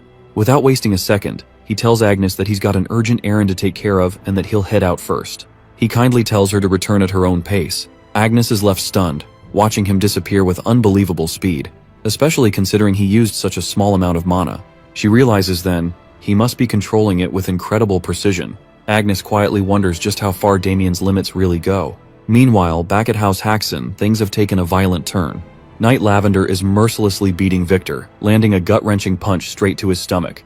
Victor collapses, begging for mercy, but the knight isn't finished. He keeps cursing Victor with every hit, while Garrick and Ulpus stand by, enjoying the cruel display like it's entertainment. Victor cries out in pain, but it does nothing to move them. That's when Viscount Paul suddenly rushes onto the scene, demanding the knights hold their horses. Garrick instantly recognizes him. It's Paul Haxon, the Viscount himself. Paul hurries to Victor's side, catching him in his arms as the poor guy lies unconscious, bruised and battered. With fury boiling in his eyes, the old man demands to know what kind of knights assault civilians like this, especially when their estate has already done worse to House Lionbloom, and what Victor did is nothing in comparison. With that, Garrick steps forward and announces that the Marquis Lionbloom demands Damien Haxon. He coldly warns them to hand over the young master, or else the land of House Haxon will suffer dearly. The Viscount expected retaliation, but not on this scale. Still, Paul stands firm, calling it a bluff. He declares he won't hand over his son no matter what. In fact, he's certain that even if he did, Lionbloom would still reduce their estate to ashes. With a quiet yet defiant smile, the old man looks Garrick straight in the eye and makes it clear he refuses to give up his son. Garrick, gritting his teeth, says the fool will regret that decision, but it seems they've now left House Lionbloom's knights with no other choice. Garrick gives the order to his sidekicks to destroy everything until that jerk Damien shows himself. The Viscount shouts for them to stop, but a chilling voice suddenly cuts through the chaos, asking if the vermin have completely lost their minds. Everyone freezes as a dark, purplish, toxic aura seeps in from another direction. Garrick turns, sensing the pressure, but has no clue who the man behind that monstrous energy is. Meanwhile, Ulpus and Lavender are paralyzed on the spot. Damien's aura has them frozen stiff, unable to even lift a finger. With calm steps, Damien walks in and kneels beside Victor, checking if his loyal servant is still breathing. One glance is all it takes to stir his rage. His voice sharp but controlled, Damien tells the knights they're lucky Victor's built tough, because if he had died, Damien would have ended every last one of them right here without hesitation. Garrick stiffens at the sheer weight of that threat, and finally puts it together. This guy, this terrifying presence, must be the infamous Damien Haxon, and clearly he's got the guts to defy the Marquis himself. Apparently, Garrick scoffs and confirms to himself that Damien's just some deranged madman who's too full of himself. Or maybe he thinks the kid's just gotten cocky after pulling off some cheap trick to beat a noble. Either way, the blonde gorilla has had enough. He snaps at his minions, ordering them to crush Damien's legs and make him kneel before him. Without hesitation, Ulpus and Lavender march forward in perfect sync, ready to carry out the command. But in a flash, Damien whips out his blade, meeting their attacks with flawless precision. Steel clashes and sparks fly. The ace isn't backing down. In fact, he's been looking forward to testing out the mana he's been gathering. With the destructive energy technique now coursing through him, Damien's just getting started. The hero doesn't waste a second. He grabs Lavender's arm and twists it with brutal force, making the knight scream in agony. Then comes a solid punch straight to his chest, launching him across the yard like discarded trash. Damien smirks, never expecting the guinea pigs to line up and come to him so willingly. Seeing his buddy wrecked, Ulpus rushes in to take a shot, but he gets met with a sharp kick to the chin that sends him flying like garbage. Damien's not holding back. He's out here, ready to use his abilities to the fullest. Garrick, the Lionbloom family's official knight, steps onto the scene, heading straight for Damien. He's shocked to see this guy not falling for Lord Irwin's cheap tricks. Still, it doesn't sit right with him how Damien practically crushed Ulpus. Those mad skills are not something Garrick ever expected him to have. Damien brushes it off, saying there's no need to go that deep. But Garrick suddenly shifts into this dramatic mode, like all the puzzle pieces just clicked for him. Damien's completely confused, and that's when this blonde gorilla of a knight claims that Damien isn't actually Damien Haxon, but an imposter. His father, Viscount Haxon, holding Victor, is completely stunned by such a wild accusation, thrown even deeper into confusion. Even Damien looks disgusted that this gorilla-brained knight could think he's dumb enough to pull a stunt like that. But the blonde gorilla keeps yelling, saying Damien must stop lying, that he's not the kind of guy who falls for traps, and that this is clearly a setup by the field dogs to stop the Lionblooms from rising. The man keeps going on, insisting that Damien isn't the real Damien Haxon. And honestly, the rant is starting to get boring for Damien. He calls him a fake poser, just some hired hand sent to take down Lord Irwin and drag the good name of House Lionbloom through the dirt. Garrick starts reaching for his sword, calling them all a bunch of lowly jerks for throwing mud at the Lionblooms and daring to mess with them. Damien can't believe this King Kong wannabe's got a brain the size of a pinball. Lavender's lying on the ground pretending to be knocked out just to stay out of the mess. Viscount Haxon calls out to his son, while Victor quietly prays for Lord Damien's victory against Garrick. That's when Garrick pulls out his sword and charges at Damien, probably aiming to chop his head clean off. No doubt he can tell this fake Damien's got skills, but he figures the guy's luck has finally run out. The old fool's got it all planned. Once Damien gets just half a step closer, the moment he's within his range in the blink of an eye, he's going to split him in two. With that thought, Garrick swings his blade right at Damien's neck, ready to slice it in half. But Damien dodges it fast, flashing a smirk. He knows the Lionblooms didn't send a clown this time. They sent a real knight. The gorilla can't believe this poser just parried his thrust, but brushes it off, thinking it's just a lucky fluke. The knight is furious seeing the poser deflect his attacks, so he charges at Damien again, this time unleashing a wave of fire with his strike. He shouts at the lad to try blocking this one, daring him to handle something with real heat. Damien stands there, cool as ever, blocking the attacks like they're nothing but a puff of air. He mocks the blonde gorilla for being too slow for such a big guy, and that pushes Garrick over the edge. But now it's Damien's turn. He whips out his sword and dashes forward at full speed, aiming straight for Garrick's forehead. Damien's so fast that Garrick can barely even see him, let alone his attacks. In a blink, Damien lands a solid kick to his face, sending him rolling across the ground like a piece of trash. The big guy's down, catching his breath, while Damien coolly says that kick was for Victor. Garrick pulls himself back up, using his bloodied arm for support and muttering curses under his breath. In no time, he charges at Damien again, sword blazing with fire. But even his ultimate lion's mighty sword of speed doesn't shake Damien's confidence. The ace meets it head-on, letting the tip of his blade collide with Garrick's. The impact shatters Garrick's sword into a spray of metal shards, leaving his jaw hanging mid-run. And before he can react, Damien's sword drives straight into his shoulder, slicing it off in one go. Garrick's mind was losing it under pain, with his mouth coughing up blood. Dude drops to the ground. Viscount and Victor can't believe it's Damien's strength to beat an official knight. Garrick whines that it's hurting, but applies warm pressure to his wound. Right then, Damien slides his blade closer to this gorilla's face, threatening to chop it off. Pretty quickly, this old fool starts begging for his life, not knowing who he messed up with. Damien tells him outright that he is Damien Haxon, saying that he should have begged for his life much earlier. Now it's a little too late when he messed up with his family and made his ugly servant even uglier. Now this begging session won't work. Garrick begs for forgiveness for what happened earlier. Damien isn't impressed by the way he apologizes. Not his style. So the ace turns away and leaves the blonde fool to his father and Victor, who both look more than ready to beat the crap out of him. The official knight of the Lionbloom family, Garrick, along with his sidekicks Olpus and Lavender, is walking out in pure shame. Their bodies are wrecked, all thanks to a guy named Damien Haxon, who even sliced off Garrick's hand. Turns out, Damien gave his not-so-pretty servant Victor full permission to beat them to a pulp. Victor still didn't feel fully satisfied and wondered if he could land a few more hits, but Damien told him that if he went any further, Garrick would definitely die. Victor casually suggested cutting off another limb or two instead, since Garrick looked close to crying.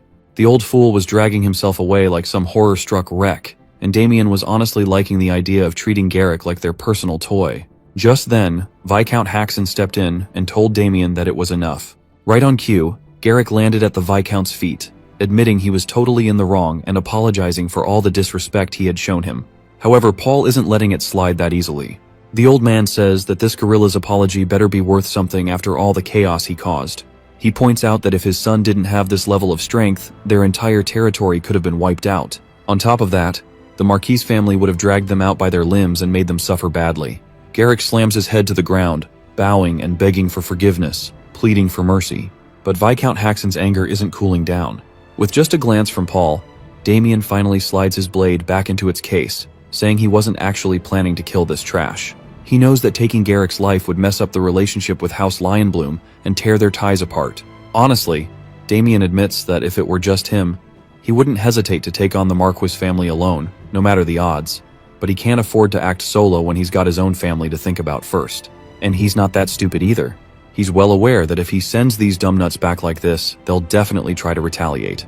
Now it's just plain tiresome to figure out what to do with this troublesome trio. Then, out of nowhere, Lady Agnes comes running in, calling out to Damien and demanding to know what's going on. The ace is completely thrown off by her sudden appearance, but then it hits him.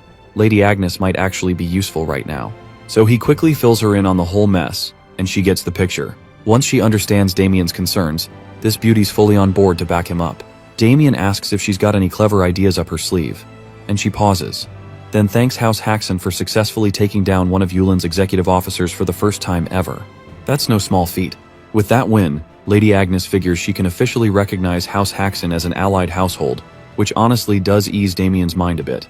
Not to mention, Viscount Haxon and Victor exchange a knowing glance, both realizing that if this plan works out, their family might just dodge a major crisis. Meanwhile, Damien's pulling his best puppy-eyed look, trying to charm Lady Agnes into accepting his request, asking if she can really make it happen. The girl's clearly dazzled by him and is totally ready to grant the favor. Deep down, this wicked smooth talker had been aiming for something like this all along: protection from the church.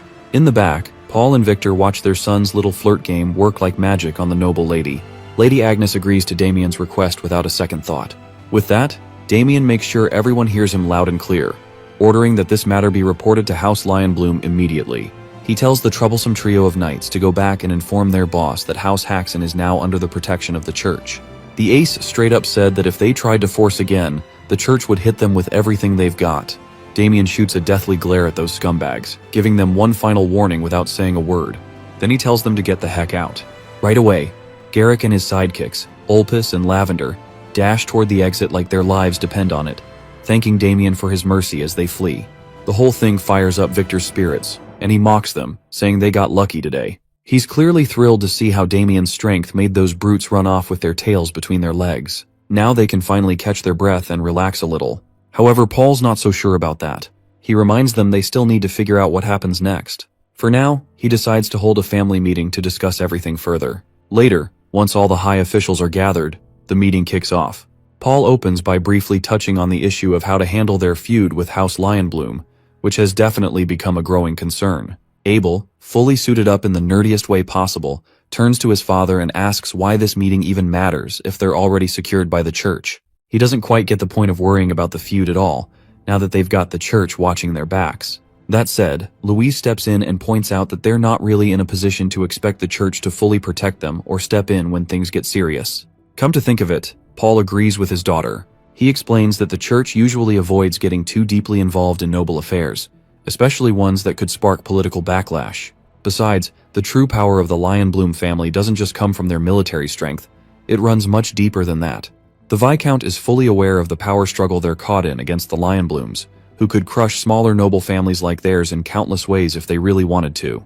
Thinking about the wisest way to handle the situation, he figures the most realistic option is to pay them off, a decent sum to keep House Haxon out of further trouble. If that doesn't work, the second option would be to seek protection under a high-ranking noble who could shield them from the Lionbloom's reach. Lady Agnes listens to Paul's reasoning and understands that, realistically, entering the protection of another great house might be their safest move. Still, she speaks up, suggesting there could be one more option. Without missing a beat, she slides in her favorite idea, making Damien a paladin. She says that if he becomes one, it would solve all their problems at once. Damien's face says it all. He's had enough of this nonsense. He didn't expect this to be tossed into the middle of a serious meeting, but it's too late now. With everyone in the room staring at him, waiting for a response, Damien straight up rejects the idea. Paul doesn't try to force it either. He respects his son's decision and considers the option off the table. On the other hand, Abel is clearly flinching at the mention of it. Suddenly, the nerd slams the table, demanding his father's attention. When Paul turns to him, Abel questions why he accepted Damien's refusal so easily. He argues that if Damien became a paladin, all their problems would be over. But it's obvious. Abel's trying to sabotage his brother, pushing him into a path that would keep them from ever clashing again. Damien knows exactly what Abel's doing, running his mouth and stepping into things that don't concern him. Damien's completely disgusted by this punk. Abel catches the look on his face and snaps, asking what's with that nasty expression. The nerdo throws all the blame on Damien, saying the whole ruckus happened because of him, so he better take responsibility. Since it's all his fault, Abel demands that Damien become a paladin and fix it. But before he can go on, Paul shoots Abel a glare so sharp it shakes the whole room, reminding him there's a guest present and he better sit down and act with some manners. That shuts Abel up real quick. No doubt Paul agrees that Damien's actions sparked the feud with the Lionblooms, but he also knows it's not entirely his fault. Then Paul drops the real bomb. Lionbloom's second son had lustful intentions toward Louise. The old man knows that if Damien hadn't stepped in, that guy wouldn't have backed off easily. In short, their son protected Louise in place of a powerless father who couldn't act. Marilda and Louise quietly console Paul, seeing the weight he carries. Just then, the proud figure of Viscount Haxon rises, walks over, and pats Damien on the shoulder, telling him he did well today. The old man is genuinely proud of his son for saving the family's honor, standing tall against the insult to their house, and giving those loafers exactly what they deserved. That moment sparks a warm feeling in Damien's heart, something he never expected to feel. He quietly says it was just something he had to do. Paul decides to take matters into his own hands for now, asking everyone to let him act like their father for once. But just then, the butler walks in with news that someone from House Goldpixie has arrived. Paul has no idea what business they'd have with them now. Turns out, their young master Damien borrowed money using the family's wheat fields as collateral, and the repayment deadline has already passed. The real shock, they've already sold the fields off. Damien's caught completely off guard, not expecting his luck to crash this fast. Paul's face turns dark, rage building fast, and in a full-blown fury, he grabs Damien by the neck and starts choking him, cursing his very existence. One man lifts his hat for a moment to show respect to young Master Damien, wishing him a good day. Damien squints, vaguely recognizing the guy. It's Olin Demishi, the West Branch manager of Dash and Cash, standing beside his personal guard. It's been a while since they last met, but Olin's here on official business, showing up right on the repayment date they previously agreed upon. This wicked guy casually pulls out the contract that young Master Damien signed, reminding him that he agreed to use his family's land as collateral. He flashes a smug smile, saying that's how he could assure Damien he'd get the money in the first place. Then, with a smooth tone, he presents the paperwork to make it all official, calling it just a simple formality. He tells Damien there's no need to worry at all, like everything's perfectly under control. The old man snaps, saying that someone of such low birth could never take land from a noble like him. Meanwhile, Damien starts to piece things together, finally remembering that Olin is the one who manipulated him into handing over the land deed in the first place. He can't help but question what made him even agree to such a thing. Looking the man in the eye, Damien asks how much he actually owes him. Olin calmly replies that he borrowed 200 gold, and with interest, the total now comes to 300 gold. That amount sends shockwaves through Damien's brain, making his jaw practically hit the floor. He stares at Olin in disbelief, asking if the number is actually correct. Olin, with that same smug calmness, simply tells him to go ahead and read the contract. Damien struggles to even remember why he borrowed the money in the first place. It feels like it happened ages ago. But one thing he knows for sure is that their family doesn't have that kind of gold lying around. At this rate, he's convinced he's about to drag his entire household into poverty, left begging for coins like filthy, homeless barbarians. His family would be tossed into the streets with nothing to eat, and the thought crushes Damien. Olin then coldly declares that if the debt isn't paid by today, the land used as collateral will officially become the property of Dash and Cash. Damien fires back, reminding him that he said the collateral was just a formality. Olin, still calm and smug, admits he did say that, but things have changed. Duke Goldpixie has ordered them to collect on all outstanding debts, no exceptions. It doesn't matter if it's from nobles or commoners. He then advises Damien to gather the money and casually asks if he even has that kind of sum. Damien, stunned to his core, confesses he hasn't prepared anything for repayment. That's the exact answer Olin was hoping for. Deep inside, he's thrilled, though he keeps up a fake look of concern for the young master. With a lazy air, he drops onto the couch like he owns it, saying Damien should have thought twice before borrowing money in the first place. Then he snaps his fingers, and two towering gorilla-like bodyguards step forward, locking deadly stares on Damien.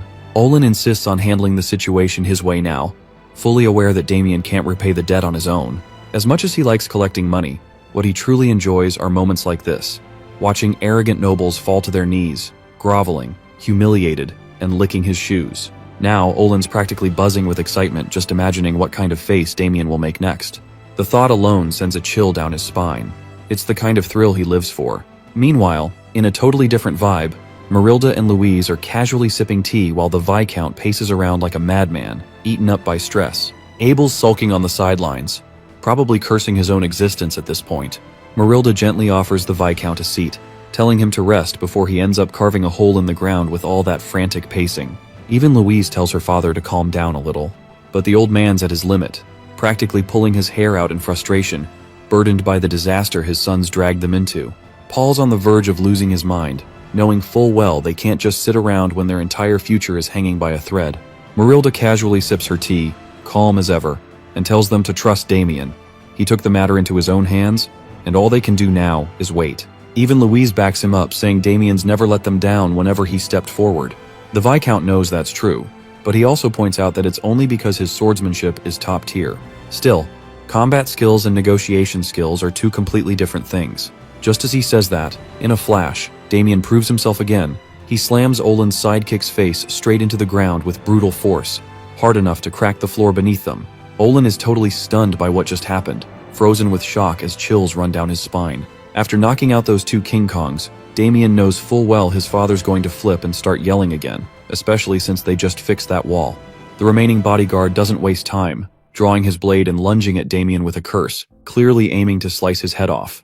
But Damien doesn't flinch. He smoothly catches the guy mid-strike, grabbing him by the throat and choking him right there. He glares, insulted that some scumbag dared to draw a weapon on a noble, calmly calling it self-defense. Now that he's got a valid excuse, Damien turns to Olin with a nasty smirk, making the man squirm. As Damien steps closer, he tells him to loosen up his legs, and Olin obeys like a frightened puppy. Damien drops the aggression for a second and speaks civilly, saying he can't make the payment right now. Olin, completely rattled, has no issue with that anymore. Then Damien grips his shoulder tightly, leaning in and saying he'd like to pay in another way. Olin feels a cold sweat forming, the chill in his spine growing worse, terrified of what's coming next. The next day, Abel gloomily tells his father that violence won over justice, and that truth alone breaks his heart. Meanwhile, Marilda and Louise warmly chat with Damien, reminding him to eat well on his trip and take care. On his knees, Abel looks up to the sky, asking God why, but Paul shuts him down, telling the nerdo to cheer for his brother instead of crying like a baby. Even so, the Viscount has second thoughts, wondering if their plan will actually work out in the end. Lady Agnes, standing nearby, says it's a pity they have to part ways now. Damien thanks her sincerely for everything she's done. The White Beauty mentions that their investigation is nearly wrapped up, so they'll likely be returning home tomorrow. She wishes him a journey full of blessings, and Damien gives her a grateful nod. Then, she adds, just in case he changes his mind. But Damien already knows where she's going with that. He gives her a calm, firm look and assures her that nothing will change his mind about what she wants. Afterward, Victor finishes loading up Damien's luggage, and with all the goodbyes done, the dude climbs into the carriage. Surprisingly, Olin is accompanying him. Olin assures the ace that he'll make sure nothing disrupts the trip. Damien actually likes the sound of that and gives him a nod of approval for the change in attitude. He even throws in a casual request. He'd like a lobster for lunch if Olin's really bringing that kind of energy. Victor hops in as well, and with everything set, the carriage finally rolls out, heading straight for House Gold Pixie. The lavish carriage pulled over, and the three-man party could finally stretch their legs. In front of them was the luxurious ducal mansion. The Gold Pixie family, rumored to be the wealthiest in the kingdom, truly lives up to their name.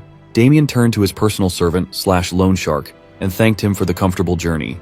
He could tell that this Orlandimici guy was fuming due to how he was treated like a dog the whole time they were on the road. With a phony smile, he wished the young noble well while cursing him to the depths of hell inwardly. With confident strides, it's time to put Damien's next move into action. He was directly escorted to request an audience with the wealthy sovereign. Adam Gold Pixie, the Duke of Apple Kingdom, examined the brat from the Haxon family with discerning eyes. Of course, our boy behaved formally and politely like a proper noble would. Without wasting any more time, the Duke asked the young man his reason for this sudden visit. Damien frankly confessed that he borrowed money from the dukedom's loan company, and the date of repayment was fast approaching. He also disclosed that he does not have the money to pay the debt off. With that in mind, he wanted to propose another way to settle the bill. Instead of paying in cash, he wanted to pay by representing the Gold Pixie dukedom to defeat the Lionbloom family once and for all. The Duke seemed intrigued, while his inner circle was taken aback. Adam Gold Pixie chortled at the sudden proposal. It sounds like the young man did his homework and came to him after hearing some rumors. Well, within the Apple Kingdom, the hottest gossip circulating around is the recent development in the border between the Lionbloom Marquisate and the Gold Pixie dukedom. A large gold mine was recently discovered, making it a point of contention. The two families have been rivals for a long time now. The discovery of riches is the breaking point. Now, they are preparing for a duel between low-class knights to settle the generational beef and determine the ownership of the mine. In Damien's past life, the outcome was quite a definitive one. The duel would end in Lionbloom's complete and overwhelming victory at the hands of their rising star. Afterward, the Lionbloom Marquisate would leverage the wealth extracted from the gold mine to rapidly expand its power. In contrast, the Gold Pixie dukedom would slowly lose its influence. To sum it up, helping the Duke win this upcoming match would kill two birds with one stone. Not only can Damien pay his debt, but he can also keep those Lionbloom bastards in check. Adam Gold Pixie was drawn to the young man's boldness. He had also heard rumors about the Haxon heir taking down the second son of the Lionbloom family and crushing a major crime enterprise in Landwalk City. Those accomplishments certainly boost his credibility, so there's no need to deny them. His arrival is just right on time. Currently, the Duke has been having a hard time finding a suitable knight for the duel anyway. Damien confidently declared that he was the perfect candidate, dubbing himself as the only low-class knight who can stand toe-to-toe against the Lionbloom heir. Saying that he can defeat Michael Lionbloom is quite a daring claim. He's known as a generational genius after all. While there is no denying that the kid is impressive, Damien is a whole other beast. But while he was selling himself as the rightful representative, one of the Duke's knights butted in to oppose his claims based on exaggerated rumors. Besides, Lady Chelsea Gold Pixie is still on the road trying to find a suitable candidate. Middle-class knight Ernst Horwitz is not even hiding his disdain for Damien. It has been a month since the Grand Duchess Chelsea ventured out to find a knight that could cut down Michael Lionbloom. Her supporters are confident that she will pull it off. Horwitz continued trying to dissuade the Duke from disregarding his daughter's efforts, telling him to trust the process. Duke Adam listened to his knight and accepted the validity of his words. Damien suddenly felt an itch to strangle this skinny knight, spoiling his moment. He looks like a chewed-up bone that an orc spat out. He values the advice of his retainers, so he asked Damien to defend his proposal. For this scenario, he'll just have to show his qualifications through actions for maximum effect. So, he boldly blurted out that not picking him would be a massive mistake. If Gold Pixie wants to win the duel, Damien is the only right choice. Whoever the Grand Duchess brings won't even compare. To back up his claim, he challenged the skinny knight to a little contest. Boney should take up his blade, and Damien will block his strike. If he can block an attack from a mid-class knight, then that should be enough proof that he's the real deal. It was a successful rage bait. Horwitz wanted nothing more than to teach the brat a lesson if the Duke gave the permission to do so. Fascinated and excited, Adam gave them the green light for an exhibition match. A few moments later, the training ground was prepared to be the venue. The combatants mean-mugged each other while the Duke and his posse watched. Victor just arrived, only to find his young master mixed up with some bullshit again.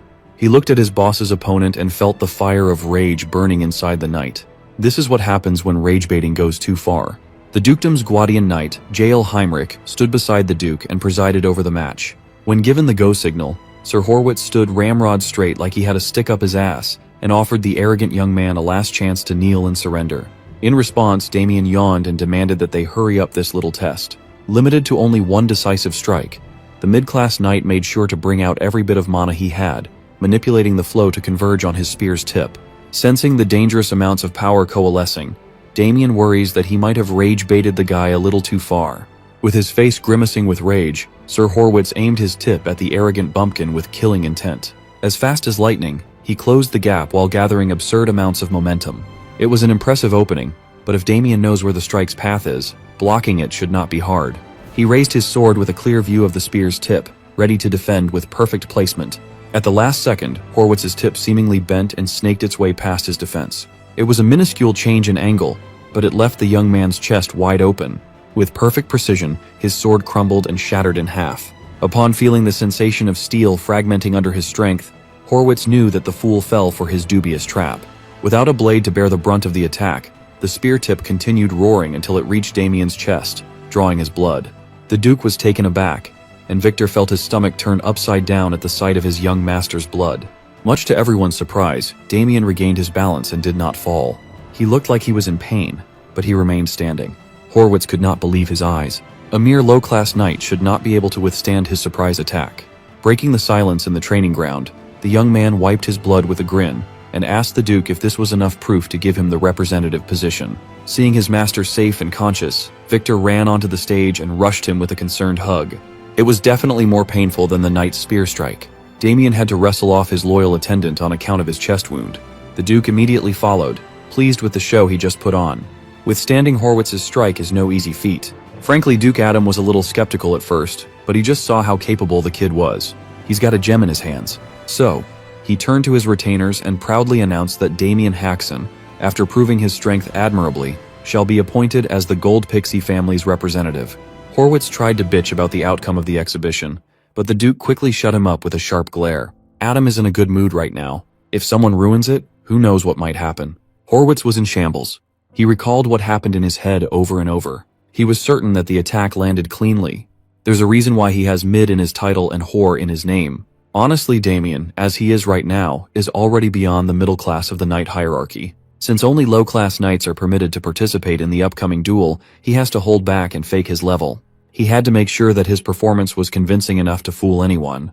He had to resort to using a magic shield to defend himself and dampen the spear's force for a split second. If he got the timing wrong, he could have been in real danger. The Duke assessed his condition and saw signs of some light internal damage. Duke Adam can't let his new blade get damaged like this. He tapped his ring and opened his subspace storage. A magic item like that must be expensive as fuck. The wise Duke retrieved an ornate box from the subspace and offered its contents to Damien as a gift. Inside the box were 5 little golden balance pills. He had to pay a high price to get these things from the alchemy school. Knights usually take these precious pills during training, but it's also an excellent remedy for internal injuries. Damien graciously accepted the gift and extended his gratitude. With that, the Duke cemented their new working relationship. The young Baron's plan is progressing smoothly. The next day came. Damien spent the night in one of the mansion's lavish rooms. Today he came to check out the training facilities. He was quite surprised at the efficacy of the balance pills. His internal injuries from yesterday practically healed overnight. He didn't have time to look around yesterday, but as expected of the Duke's household, they have top-notch training equipment everywhere. Coming to this place was the right call. Now, he gets to train using some good shit. While he was admiring the weapon rack, someone with a squeaky voice called his name in an arrogant tone. He looked ahead to see a shorty that had to stand on top of a platform just to reach the same height as him. When asked what's up, some douchebag named Pavel Vermond, a low-class knight of Gold Pixie Dukedom, flashily introduced himself. As for the 2 goons behind him, they are his sworn brothers. These 3 were also selected to participate in the upcoming match against the Lion Blooms. Pavel claimed that they were out training in the field yesterday, so they were not around to witness the shit show. He claimed that if they had been there, they would have stepped in and easily dispatched Damien instead of getting Sir Horwitz involved. Pavel sees the duel with Lion Bloom as a matter of honor for their house. Now they can only hope that an outsider's mediocre skills won't drag the team down. With that being said, Shorty warned Damien never to interrupt their intense training. He quietly walked away since he preferred training on his own anyway. In addition, he's quite curious about the level of skill his teammates possess. Now is a chance to see them in action. After quickly getting into their positions, Pavel gave his brothers the go signal with a loud harumph. Leading the 3 stooges, Pavel Vermond gets into his flag-style, immovable king technique. He looked like he was holding in his piss. On the opposing corner, the lanky one performed his secret technique, Vermilion Bird Ascension. though it would be more fitting to call it an awkward chicken jump. The two bumped wooden swords with little to no impact. They looked deathly serious, for this was their 987th duel. For a bunch of noobs with such weak-ass techniques, they seem to think that they are the main characters. After breaking off the shitty stalemate, Pavel grabbed the chance to wave his sword around randomly in hopes of landing one strike against his buddy. Lanky had to matrix dodge his way out of the chaotically sweeping sword.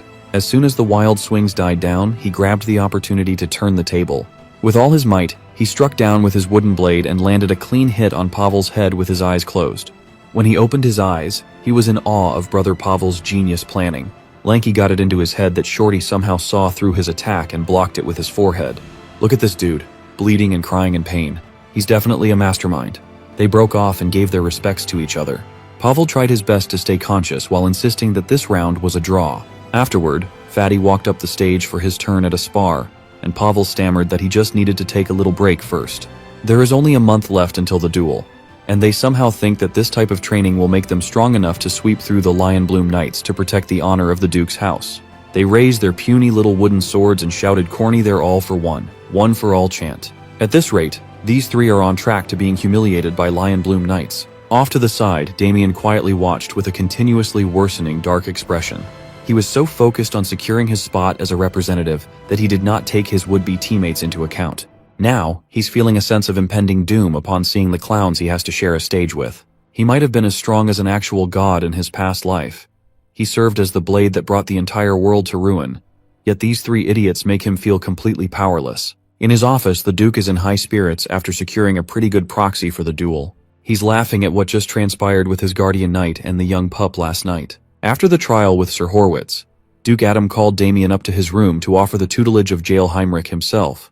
But the young man politely refused, insisting on training by himself. A night had passed since then, and the Duke still couldn't hold his laughter. Damien Haxon is quite an amusing fellow. Being his most trusted aide, he asked the Guardian Knight for an honest evaluation of Damien. Sir Heinrich stoically rated the young man highly. He was the only one who saw the kid use mana for a split second to block Horwitz's spear. Not anyone can just pull that off with that much control. As for their chances to defeat Michael Lionbloom, it's still hard to tell with certainty. Since 3 duelists will be selected to participate, the first team to win 2 rounds will take the match. Even if Damien Haxon wins his bout, it's not a guarantee to win it all. To get the dub, the rest of their local knights must perform well too. That is why they are training under Sebastian Vincenzo, a middle-class knight. The Duke thinks that there is no need to worry, given Sebastian's capabilities. But if you ask Damien, he would tell you that the local knights are a hopeless bunch. He's been watching them fool around and call it training. They are incredibly stupid. Their stamina is hot garbage. They practice swordsmanship with all style and no substance. They have no drip and no hose. With great reluctance, he has no other choice but to step in to prevent a stain on his record. So, he called the 3 Stooges over. While he was putting on handicap weights in his arms and legs, he challenged them to a spar. With a cocky grin, Pavel the Shorty praised his guts for challenging them even after seeing their impeccable skills. He volunteered to go first, and Damien looked at Shorty like he's a dumbass. He cannot afford to waste time by whipping them one by one. It would be best if they just came at him all at once while he's wearing Rock Lee weights. Of course, the challenge hurt the pride of the 3 Stooges. To demonstrate their stupidity even further, they tossed their wooden swords away, thinking they could pummel Damien with their bare hands. Even though it's against the chivalry code, the 3 jumped into action with a synchronized attack. With angry fists a few inches away from him, Damien was not in the least bit threatened. 5 minutes later, Pavel woke up discombobulated. He's lying on the floor while staring at the ceiling. Getting from his daze, he racked his brain, trying to remember what the hell just happened. A few meters from him were Lanky and Fatty, who were still sleeping like babies. As Damien thought, this group was simply pathetic in combat. By his side, Victor is stressed over his young master, which causes another scene. The last thing Pavel remembers was jumping into action alongside his boys, launching a multi-angle attack. After forcing himself to remember what transpired afterwards, he recalled bits and pieces of what happened. First, Damien nonchalantly moved his head out of Fatty's attack. Then, he let Lanky hit nothing but air, leading to a loss of balance. With 2 quick chops to the back of their necks, he dropped the goons to the mat without much trouble. Since the side characters are out for the count, the delusional Shorty was literally left in the air. He braced himself for impact, trying to sneak a punch in, but was clobbered on the chin instead. Just to add salt to the already wounded pride, Damien followed up with another brutal strike. He unleashed a barrage of attacks like he was juggling a noob on a fighting game, breaking and dislocating every bone in Pavel's little body. It was then that his mind broke and blacked out everything. The outsider really overpowered the pride and joy of the dukedom's night order. What kind of monster can do that at the low-class night level without even breaking a drop of sweat? After whipping them up to shape, Damien had essentially beaten the three to complete submission. When asked who their instructor was, Pavel stuttered the name of Sir Sebastian Vincenzo. Damien could not believe that someone at the middle-class level trained a bunch of kids to be so pathetic. Honestly, they would be better off ditching that lousy-ass teacher, but there's no need to start drama. So, to supplement their trashy education, Damien demanded that the three come to him to spar after formal training every day.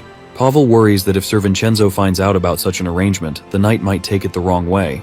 Fortunately, Damien is so well versed in beating people up that he can do it without leaving a single mark or injury. Come to think of it, Shorty clearly felt his bones breaking and dislocating while he was getting thrashed. Yet he woke up without a scratch.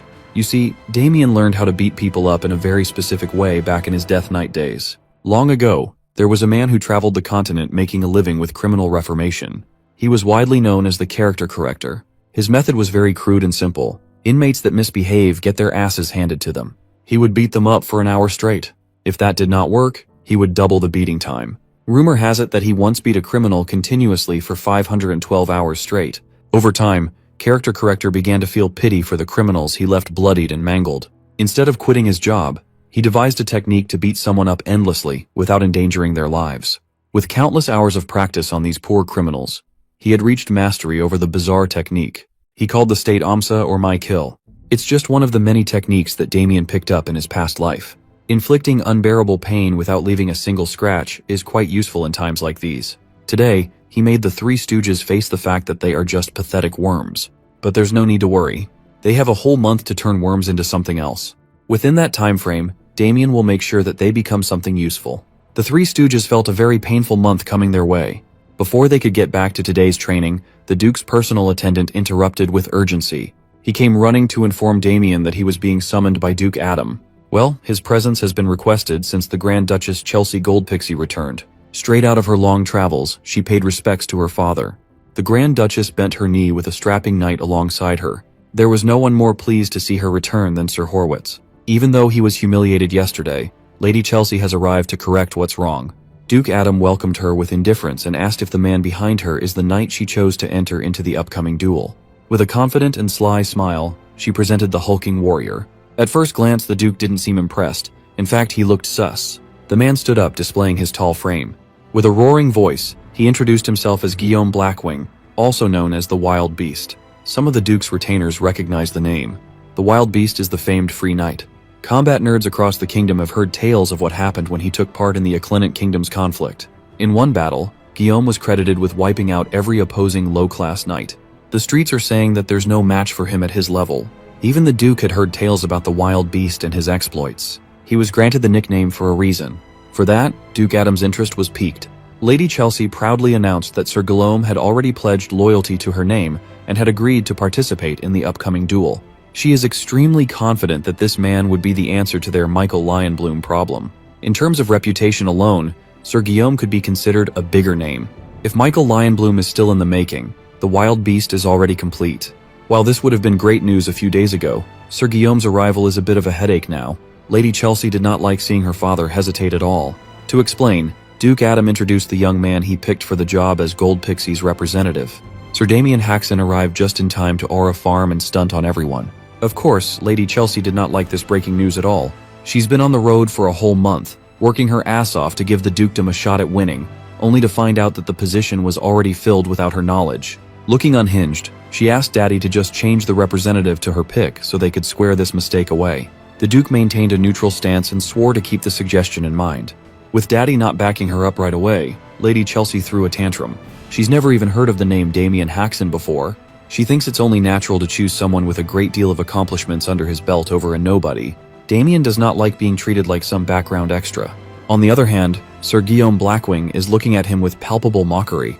For some reason, the young man picked up a really bad vibe from the Wild Beast. The Duke listened to his daughter's ravings and calmly defended the young man he appointed. He brought up the fact that Sir Damien was skilled enough to withstand a full-powered blow from Horwitz. Being reminded of what transpired shook the Toothpick Knight. Lady Chelsea finally dropped all formalities and called out her daddy for always looking for the perfect excuse to undermine her abilities. Chelsea started babbling about the Duke's treatment of his family, and Adam warned her to watch her tongue in front of the guests.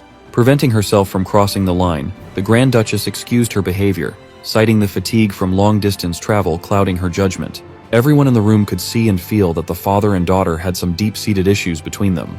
Declaring the meeting over, the Duke dismissed everyone and promised to consult his retainers before coming up with a final decision on who would get the job.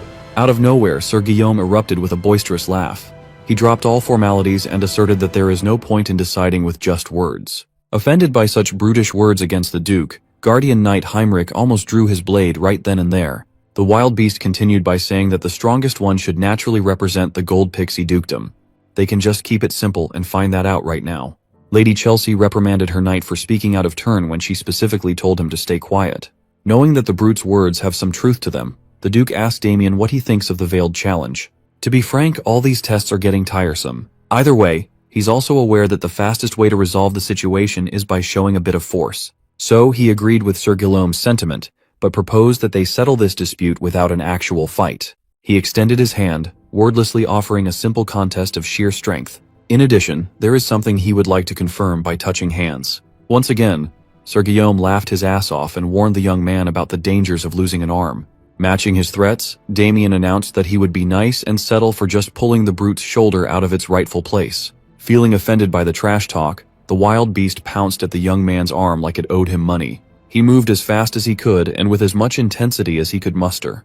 But in the end, his whole body got flipped upside down in front of everyone watching. Damien showed off his judo skills by taking down an opponent much bigger than he is. You know you just did something shocking when even old Heinrich here is at a loss for words. Sir Horwitz, on the other hand, felt his already sunken cheeks sink even deeper. Lady Chelsea was closer to the action than everyone else, but it happened so fast that she could not make sense of what transpired. Sir Heinrich inwardly praised the young man for such a remarkable show of skill and finesse. With his veteran vision, he clearly saw Guillaume go for Damien's hand first. But that young pup skillfully turned the giant's raw power against him, flinging him aside like a sack of shit. His physical ability is top-notch, but his technique is the aspect to watch out for. Instead of accepting his loss like a real knight, Sir Guillaume quickly collected himself while cursing the young man out for humiliating him in front of everyone. Damien had already expected this kind of reaction, so he decided to fan the flames even further and snidely remarked that he unfortunately failed to dislocate the brute's shoulder. His vision went dark with rage, and the wild beast motioned to draw his weapon as his dark mana circulated. With dual axes in hand, he assumed an offensive stance, ready to slice and dice the young man. Lady Chelsea tried to stop her champion, but her words were not reaching his ears anymore. He rushed towards Damien, eager to shred him to bits as painfully as possible and split his skull open. Before his mana could manifest itself into a full-blown attack, he was interrupted by a more dominant power. When his circulation stopped, Sir Guillaume immediately knew that someone had stepped in. Damien stood on business while the dukedom's guardian knight unleashed some of his energy, angered by the audacity of the outsider. Swinging a weapon so carelessly in front of the duke is a grave sin. The guardian knight imposed upon the wild beast and asked if he had a death wish. Guillaume felt all his animosity melt away as the old man's mana suppressed him. Damien was quite impressed with the pressure that the old knight could muster just from a basic aura release. No wonder he's a high-class knight. Out of respect for Lady Chelsea's dignity, the guardian knight would overlook this disrespect once. Still, he left a warning that this will be the last time the brute can act so callously. He doesn't believe in second chances. Feeling the cold embrace of the old man's aura leaving his body, Guillaume slumped down to the floor, huffing for air. With that settled, the duke demanded everyone's attention. Judging by what he saw from this unruly commotion, it would be best for their house to keep Sir Damien as representative. Once again, Sir Horwitz protested that what transpired was not a fair match at all. He excused that Sir Guillaume Blackwing had yet to fully recover from his travels, giving Damien a clear advantage. The young man is starting to regret not slitting this toothpick's throat when he had the chance. In addition, he whined that Sir Guillaume is a knight versed in weaponry, and he should not be judged based on a brief hand-to-hand combat test. This time, Lady Chelsea backed his protest. She argued that they should not make decisions based on childish scuffles. An official duel must happen between the two. The Duke is starting to get irritated by the other camp moving their goalpost. Disappointed and angered by her daughter's demands, Adam struck his desk and yelled at her for being such an incompetent brat. Lady Chelsea was shaken to her core. After calming down, she stammered an apology for overstepping. The toothpick knight gritted his teeth and held his tongue on the sidelines. With an awkward silence hanging in the air, Damien raised his hand and addressed the Duke. Looking mischievous as ever, he asked if he could share something.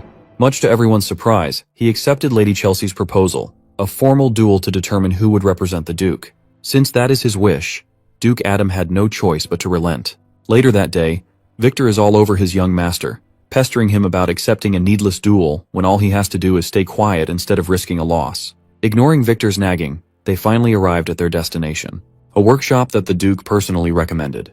Adam Goldpixie added a stipulation to the incoming duel. Since Damien's long sword was destroyed during the Horwitz fight, he ought to get a new weapon made at the Duke's smithy. In all honesty, he could probably beat Guillaume within an inch of his life with a training sword. But there's no reason to turn down the Duke's generosity. Free stuff is free stuff. When they entered the workshop, Victor relayed Duke Goldpixie's orders and asked him to collect a blade for the young master.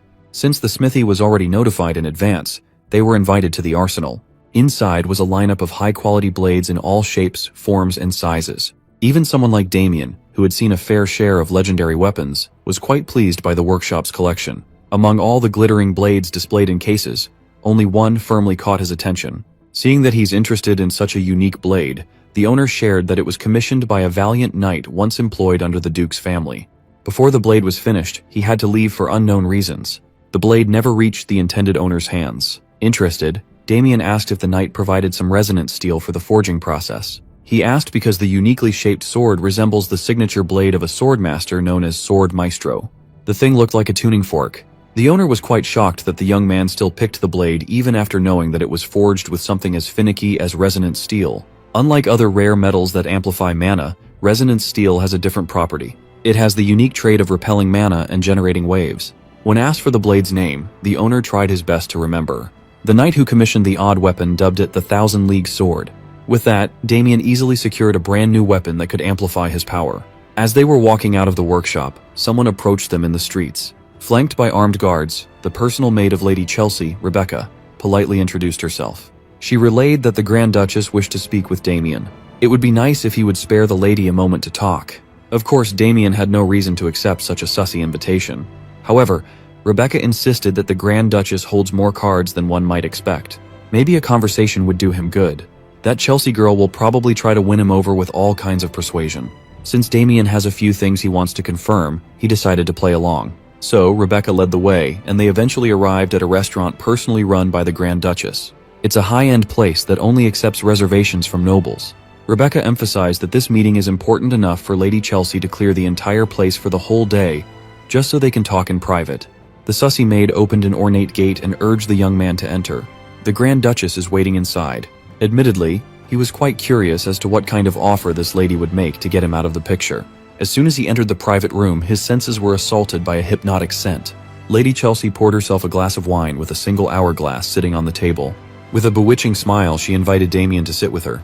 A single whiff of that pink stuff in the air, and I know some of you would have folded like a lawn chair on the spot. Even after noticing the sketchiness of this meeting, he sat his ass down and directly asked what she wants. Instead of talking about business right away, she asserted that they share a meal first. Not one to waste his time, he demanded that she lay her offer down on the table right away. Since he insisted, she relented. Lady Chelsea only has one request. Of course, that would be for Damien to step down as the family's representative. He accused the lady of not trusting in her champion's chances of winning against him, but she calmly explained that she has complete confidence with regards to Sir Guillaume coming out on top. It's just that she wants to save the man's strength for the real duel with the Marquisate house.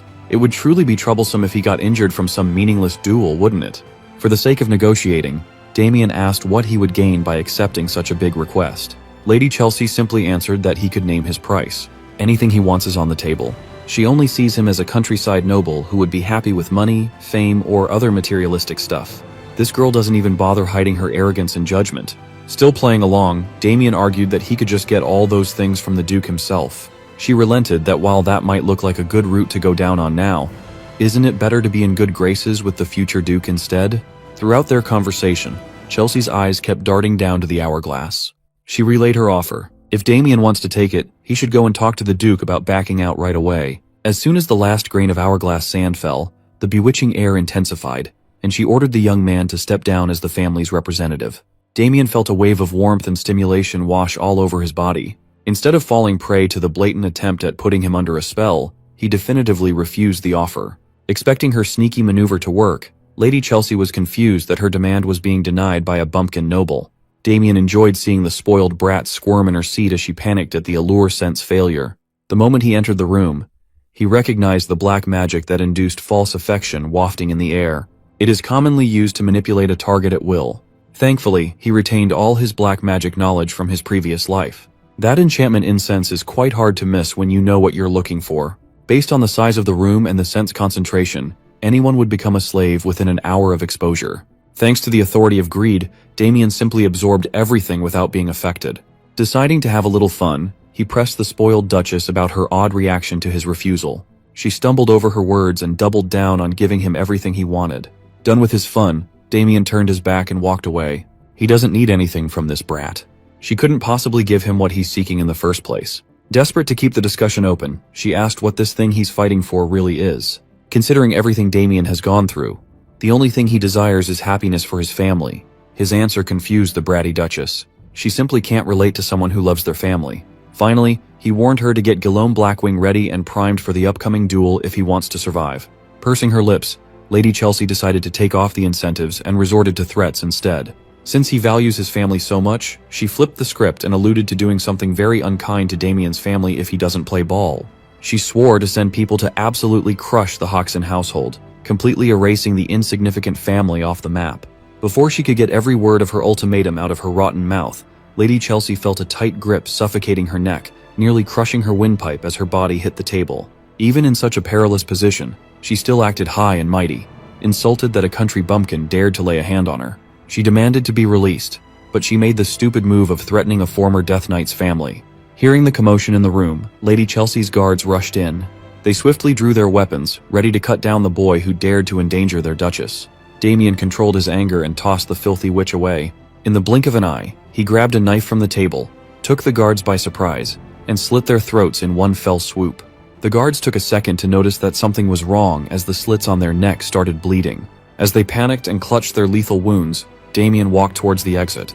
He only sliced their carotids lightly. If they apply some potion to the wounds in time, they should survive. As for this waste of space, Chelsea Goldpixie, nothing would please Damien more than severing her head here and now, but he will choose to restrain himself. Resorting to run-of-the-mill violence would be far too merciful a punishment for her stupidity. He would rather be around to see how horrible things will get for her in the very near future, instead of being an emotional executioner. While she was trying to catch her breath and the guards slowly bled out, her maid Rebecca entered the room. She quickly attended to her boss, making sure that she was all right. This girl must be deaf. She did not hear all the foreshadowing Damien had just dropped. She's focused on getting her bloody revenge instead.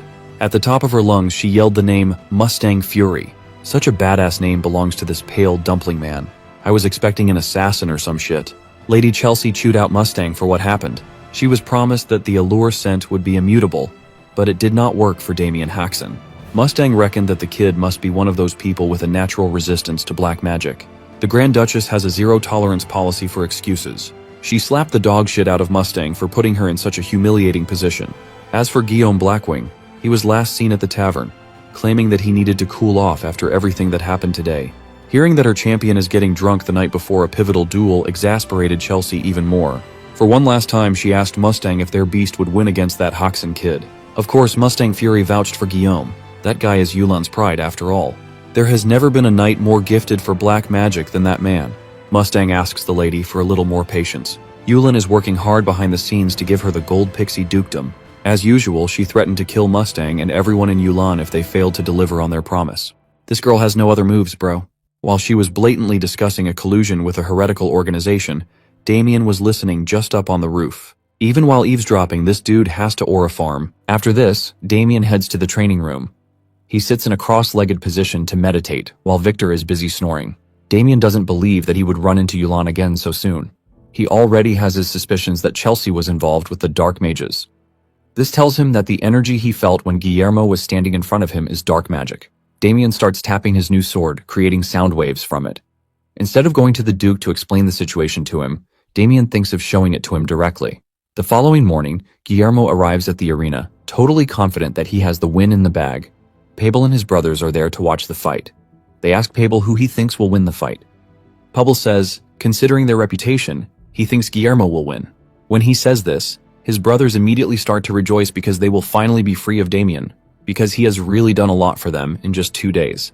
Damien has been beating them up, and they even conclude that he is having fun with it at this point. Pabel lets his brothers know that he would be happy if Damien also loses, but he doesn't think there is any reality where he loses to Guillermo. Damien steps into the arena, looking casual as usual. Guillermo tries to act tough, telling Damien that he is impressed that he didn't run away. Damien taunts him, telling him that he is blabbing nonsense. Adam finally arrives on stage and he reminds them that whoever wins will be given the position to represent the family in the duel against the Gold Pixies. Adam hopes that everyone will accept whatever the outcome is, and by this, he is indirectly speaking to Chelsea. Deep down, Chelsea is confident that Guillermo will win the battle. Adam raises his handkerchief and he starts the duel. Guillermo whips out his 2 axes. He starts spinning them aggressively, telling Damien that he has made a huge mistake in accepting the duel. He is prepared to show Damien why he is called the Wild Beast. He rushes toward Damien, but before he reaches Damien, Damien taps his sword just as he has practiced. With this, he creates a sound wave that hits Guillermo. The effect of the wave sends him flying backwards. Guillermo angrily asks Damien what he just did to him. The same way Guillermo is shocked is the same way everyone else watching can't comprehend the unusual technique that Damien is using. Guillermo is pissed, and he claims that Damien is using a weird sorcery technique. He rushes toward Damien again, but Damien doesn't move from where he is. He just continues tapping his sword to create the sound waves one after the other. This continues hitting Guillermo in his insides. Before he knows it, he is already panting from the excessive breakdown of waves splitting his insides. The waves soon reach his brain, causing him to start vomiting black substance. Guillermo still has enough strength in him to call Damien the B word. Damien then decides to finish everything at once. He unleashes a huge wave and hits Guillermo with it. This finally breaks through his armor and shatters whatever dark attribute that has been infused into him. This leaves everybody shocked. And right in their presence, Guillermo starts to vomit a large quantity of dark substance from his body. Adam is left confused as he asks Jael why Guillermo is acting all weird. It starts to dawn on Adam and Jael that it might be what they are actually thinking. At the same time, Chelsea realizes that she is screwed. Guillermo cannot control himself as he spills every dark substance stored in his body. He loses body fat while vomiting everything inside him. Damien walks up to him saying Guillermo's true nature has finally been exposed. Guillermo crashes to the ground, looking totally drained of life, and Damien calls him a fake knight. Adam is confused when he hears Damien call Guillermo a fake knight. Damien then proceeds to tell the Duke that Guillermo is a fake knight because he was enhancing his physical abilities with dark magic. Everyone present at the arena is taken aback when Damien makes mention of dark magic. One of the butlers knows that they are done for if the church finds out that they are involved with dark magic. Adam then asks Damien if he already knew about Guillermo's true identity before the match, and he says yes. Damien apologizes for not telling him beforehand. However, he lets the Duke know that he didn't want to tell him because he wanted to figure out who the real culprit was. The Duke is shocked to hear this, and he becomes even more curious about the whole thing. Damien lets Adam know that dark mages have infiltrated the Duke's house. He then drops the bombshell saying the person working with them is Chelsea. Chelsea freezes up when she hears her name coming from Damien's mouth. Chelsea tries to defend herself, telling her father that she has no idea what Damien is saying. Adam holds his head in his palm, looking all disgusted. He has always suspected this, but didn't want to believe it. Adam is pissed that Chelsea brought the dark mages into his house. Enraged, Adam tells the soldiers to arrest Chelsea and all of her accomplices. He orders that they be locked in the prison until they figure out who they really are. Chelsea still tries to argue her case, telling her father that she has been framed. 2 of the soldiers grab Guillermo in his weak state and disgustingly drag him off the arena. 2 soldiers approach Chelsea, and she realizes that everything will be exposed if she is captured. Chelsea then screams at her accomplices among the knights, telling them to protect her. They all rush at the soldiers to take them down and try to get Chelsea out of there. Adam realizes that things are already getting out of hand, and he tells Jael to apprehend his daughter.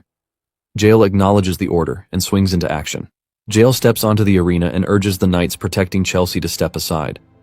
Jael's aura overwhelms the entire arena as his eyes glow. The knights realize that they lack the capability to actually deal with Jael. Even though they know that they are not capable, they still scream at Chelsea, telling her to run away while they hold Jael off. Jael finally unleashes his sword, letting the knights know that they have taken the very wrong turn. Jael swings his sword, and just the aura from it cuts through the knights, leaving destructive damage in its wake. Chelsea barely manages to survive the swing, but the knights protecting her have been sliced in half by Jael. At this point, Chelsea screams out in horror as she sees the scary image of Jael walking toward her as she sits in a pool of blood. Chelsea starts crying, telling Jael to stay away from her. Chelsea then turns to Ernst, begging him to save her. Ernst then makes the tough decision of jumping between Jael and Chelsea. Damien sees this and realizes that Ernst is basically asking for death at this point. Before Jael does anything, he acknowledges every good thing that Ernst has done for the growth of the house. He adds that Adam considers Ernst a valuable person, but Jael lets him know that if he insists on protecting Chelsea, he will have no choice but to execute him. Jael's aura swirls like a scary wave while telling Ernst what will come of him if he doesn't back down. Ernst finally comes to his senses, and he realizes that he is asking for death. He drops his weapon and falls to his knees, giving the soldiers the opportunity to grab Chelsea. Chelsea still tries to convince her father that she is innocent, but Adam tells her to shut her mouth while calling her a worthless piece of trash. Adam lets her know that her actions might come back to bite the family. Adam is pissed that Chelsea has managed to drag the entire household into the mud. Adam stares at Chelsea in a very disgusting way while letting her know that the greatest mistake he made was making Chelsea a part of his life. Tears run down Chelsea's face when she hears this, and she starts screaming at her father that she has nothing to do with everything that is happening. Adam then tells the guards that he is done hearing her annoying voice. He orders the guards to silence her and remove her from his sight. The guards do as told, and they cover Chelsea's mouth before she is dragged away from the scene. Damien can only smile as he has finally taken out one more enemy from the board. A few days after the match, the soldiers are working on the captured knights by inflicting pain on them so that they can confess everything that they know. One of the knights reveals that he fell for Chelsea's suggestion after smelling a strange scent. Jael finally realizes that Chelsea has been expanding her influence in the Duke's household with the help of the Dark Mages. Jael is utterly disappointed, and he wonders why Chelsea will do such a thing. Chelsea is also in her cell, and she has been tortured too. Chelsea blames her father for everything that happened. All she wanted while growing up was to be acknowledged by her father. However, no matter what she does, Adam doesn't seem to be satisfied. Even when she brought him flowers, he threw them away while staring at her like a piece of trash. Chelsea never understood why her father looked at her with such cold eyes. While crying in her cell, a servant brings food for her. Chelsea doesn't hesitate before taking the food. She starts eating to fuel her determination since she is not ready to die like trash. She is ready to do everything within her power to survive. While she is busy eating, the servant is staring at her with a scary expression. On the other hand, Damien learns from Victor that Adam is looking for him. Damien then heads to Adam's chambers. Adam pours them a cup of wine to drink. After having a taste, Damien admits that the drink is good. Adam laughs, and he is impressed that Damien was able to notice. He tells Damien that the wine is not expensive, but it is his favorite wine. Adam gulps down the drink while Damien stares at him. Adam then brings out a plate of cheese that he claims is from the Blanco region. Adam assures Damien that the cheese goes very well with the wine. Damien thanks Adam as he tears into the cheese. Adam then reveals that he finally accepted help from the church concerning Chelsea's case. Damien is surprised to hear this since he was expecting Adam to investigate the whole thing by himself. Adam says this was his plan, but in the end, all of the Dark Mages escaped their grasp. Damien is shocked to hear this, and Adam mentions that all of Chelsea's close associates were captured except the Dark Mages. Adam is telling Damien so he will know the current status of things since he helped with the entire case. Damien is disappointed that not a single mage was captured, and he starts wishing he had gotten involved in the whole thing. Adam then reveals that he is no longer involved with tracking down the Dark Mages, as he has left the responsibility to the church. Damien then asks Adam if Chelsea said anything about the identity of the Dark Mages, and Adam says she refused to say anything. Adam mentions that Chelsea's lips remain tight even though they have tortured her over and over again. Adam admits that she is a tough girl. Adam then confesses that Chelsea was never the way she is. Adam then narrates the story about Chelsea's background. Apparently, her mother was a commoner.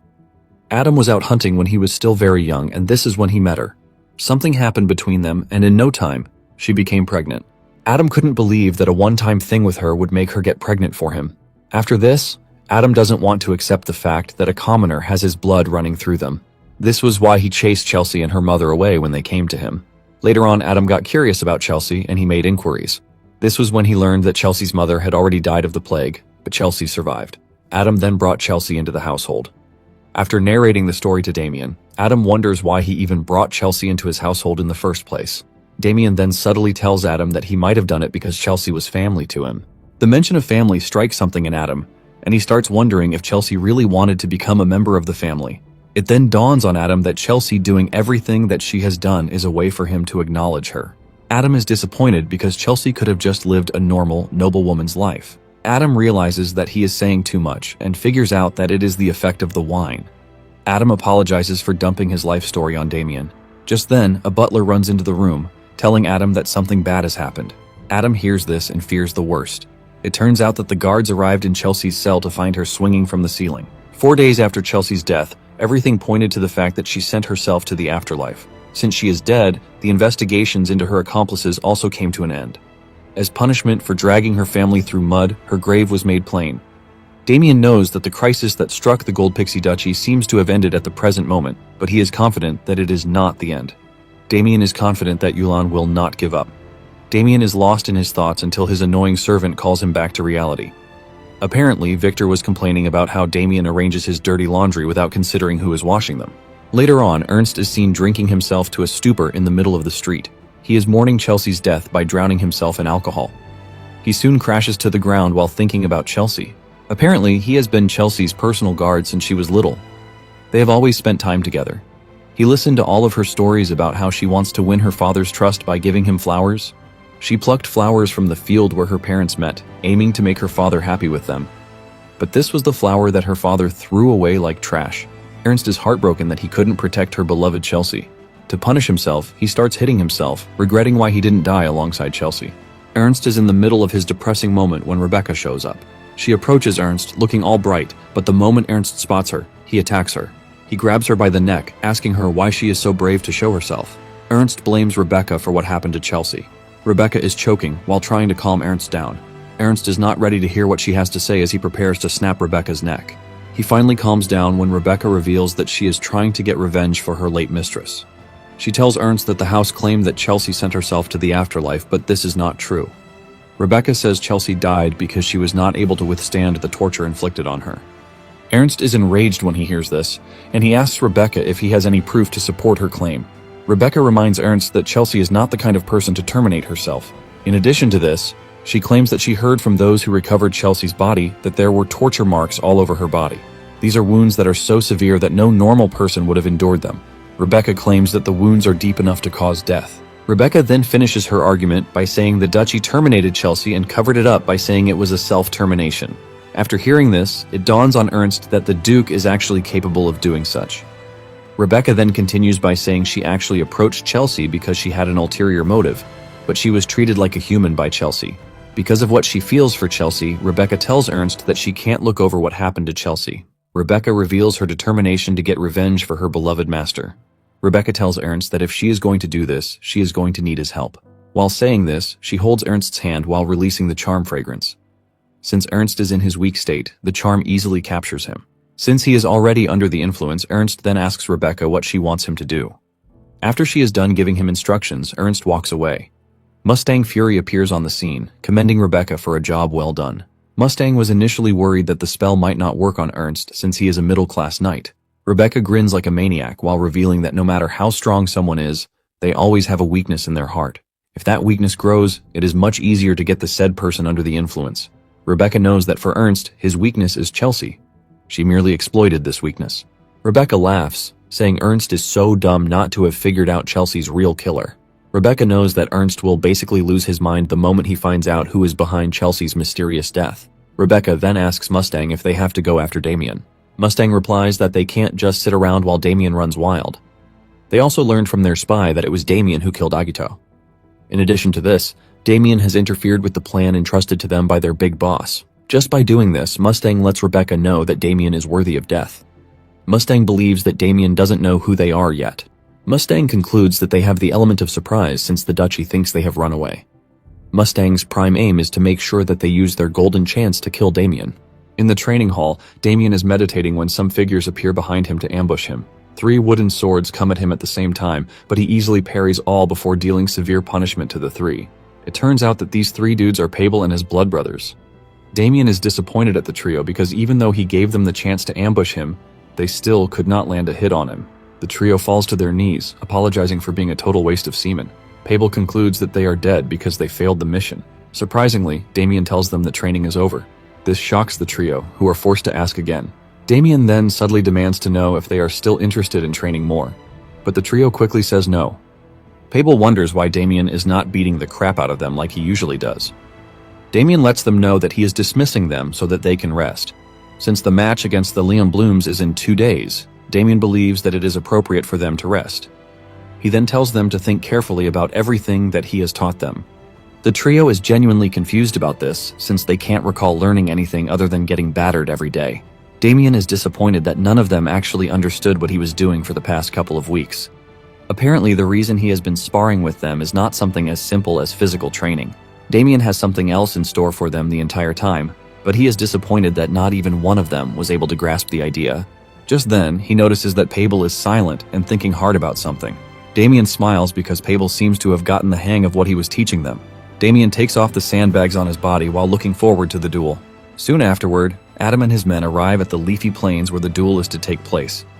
They can see House Leon Bloom in front, and Adam asks Damien how the house appears to him. Damien takes a closer look and reveals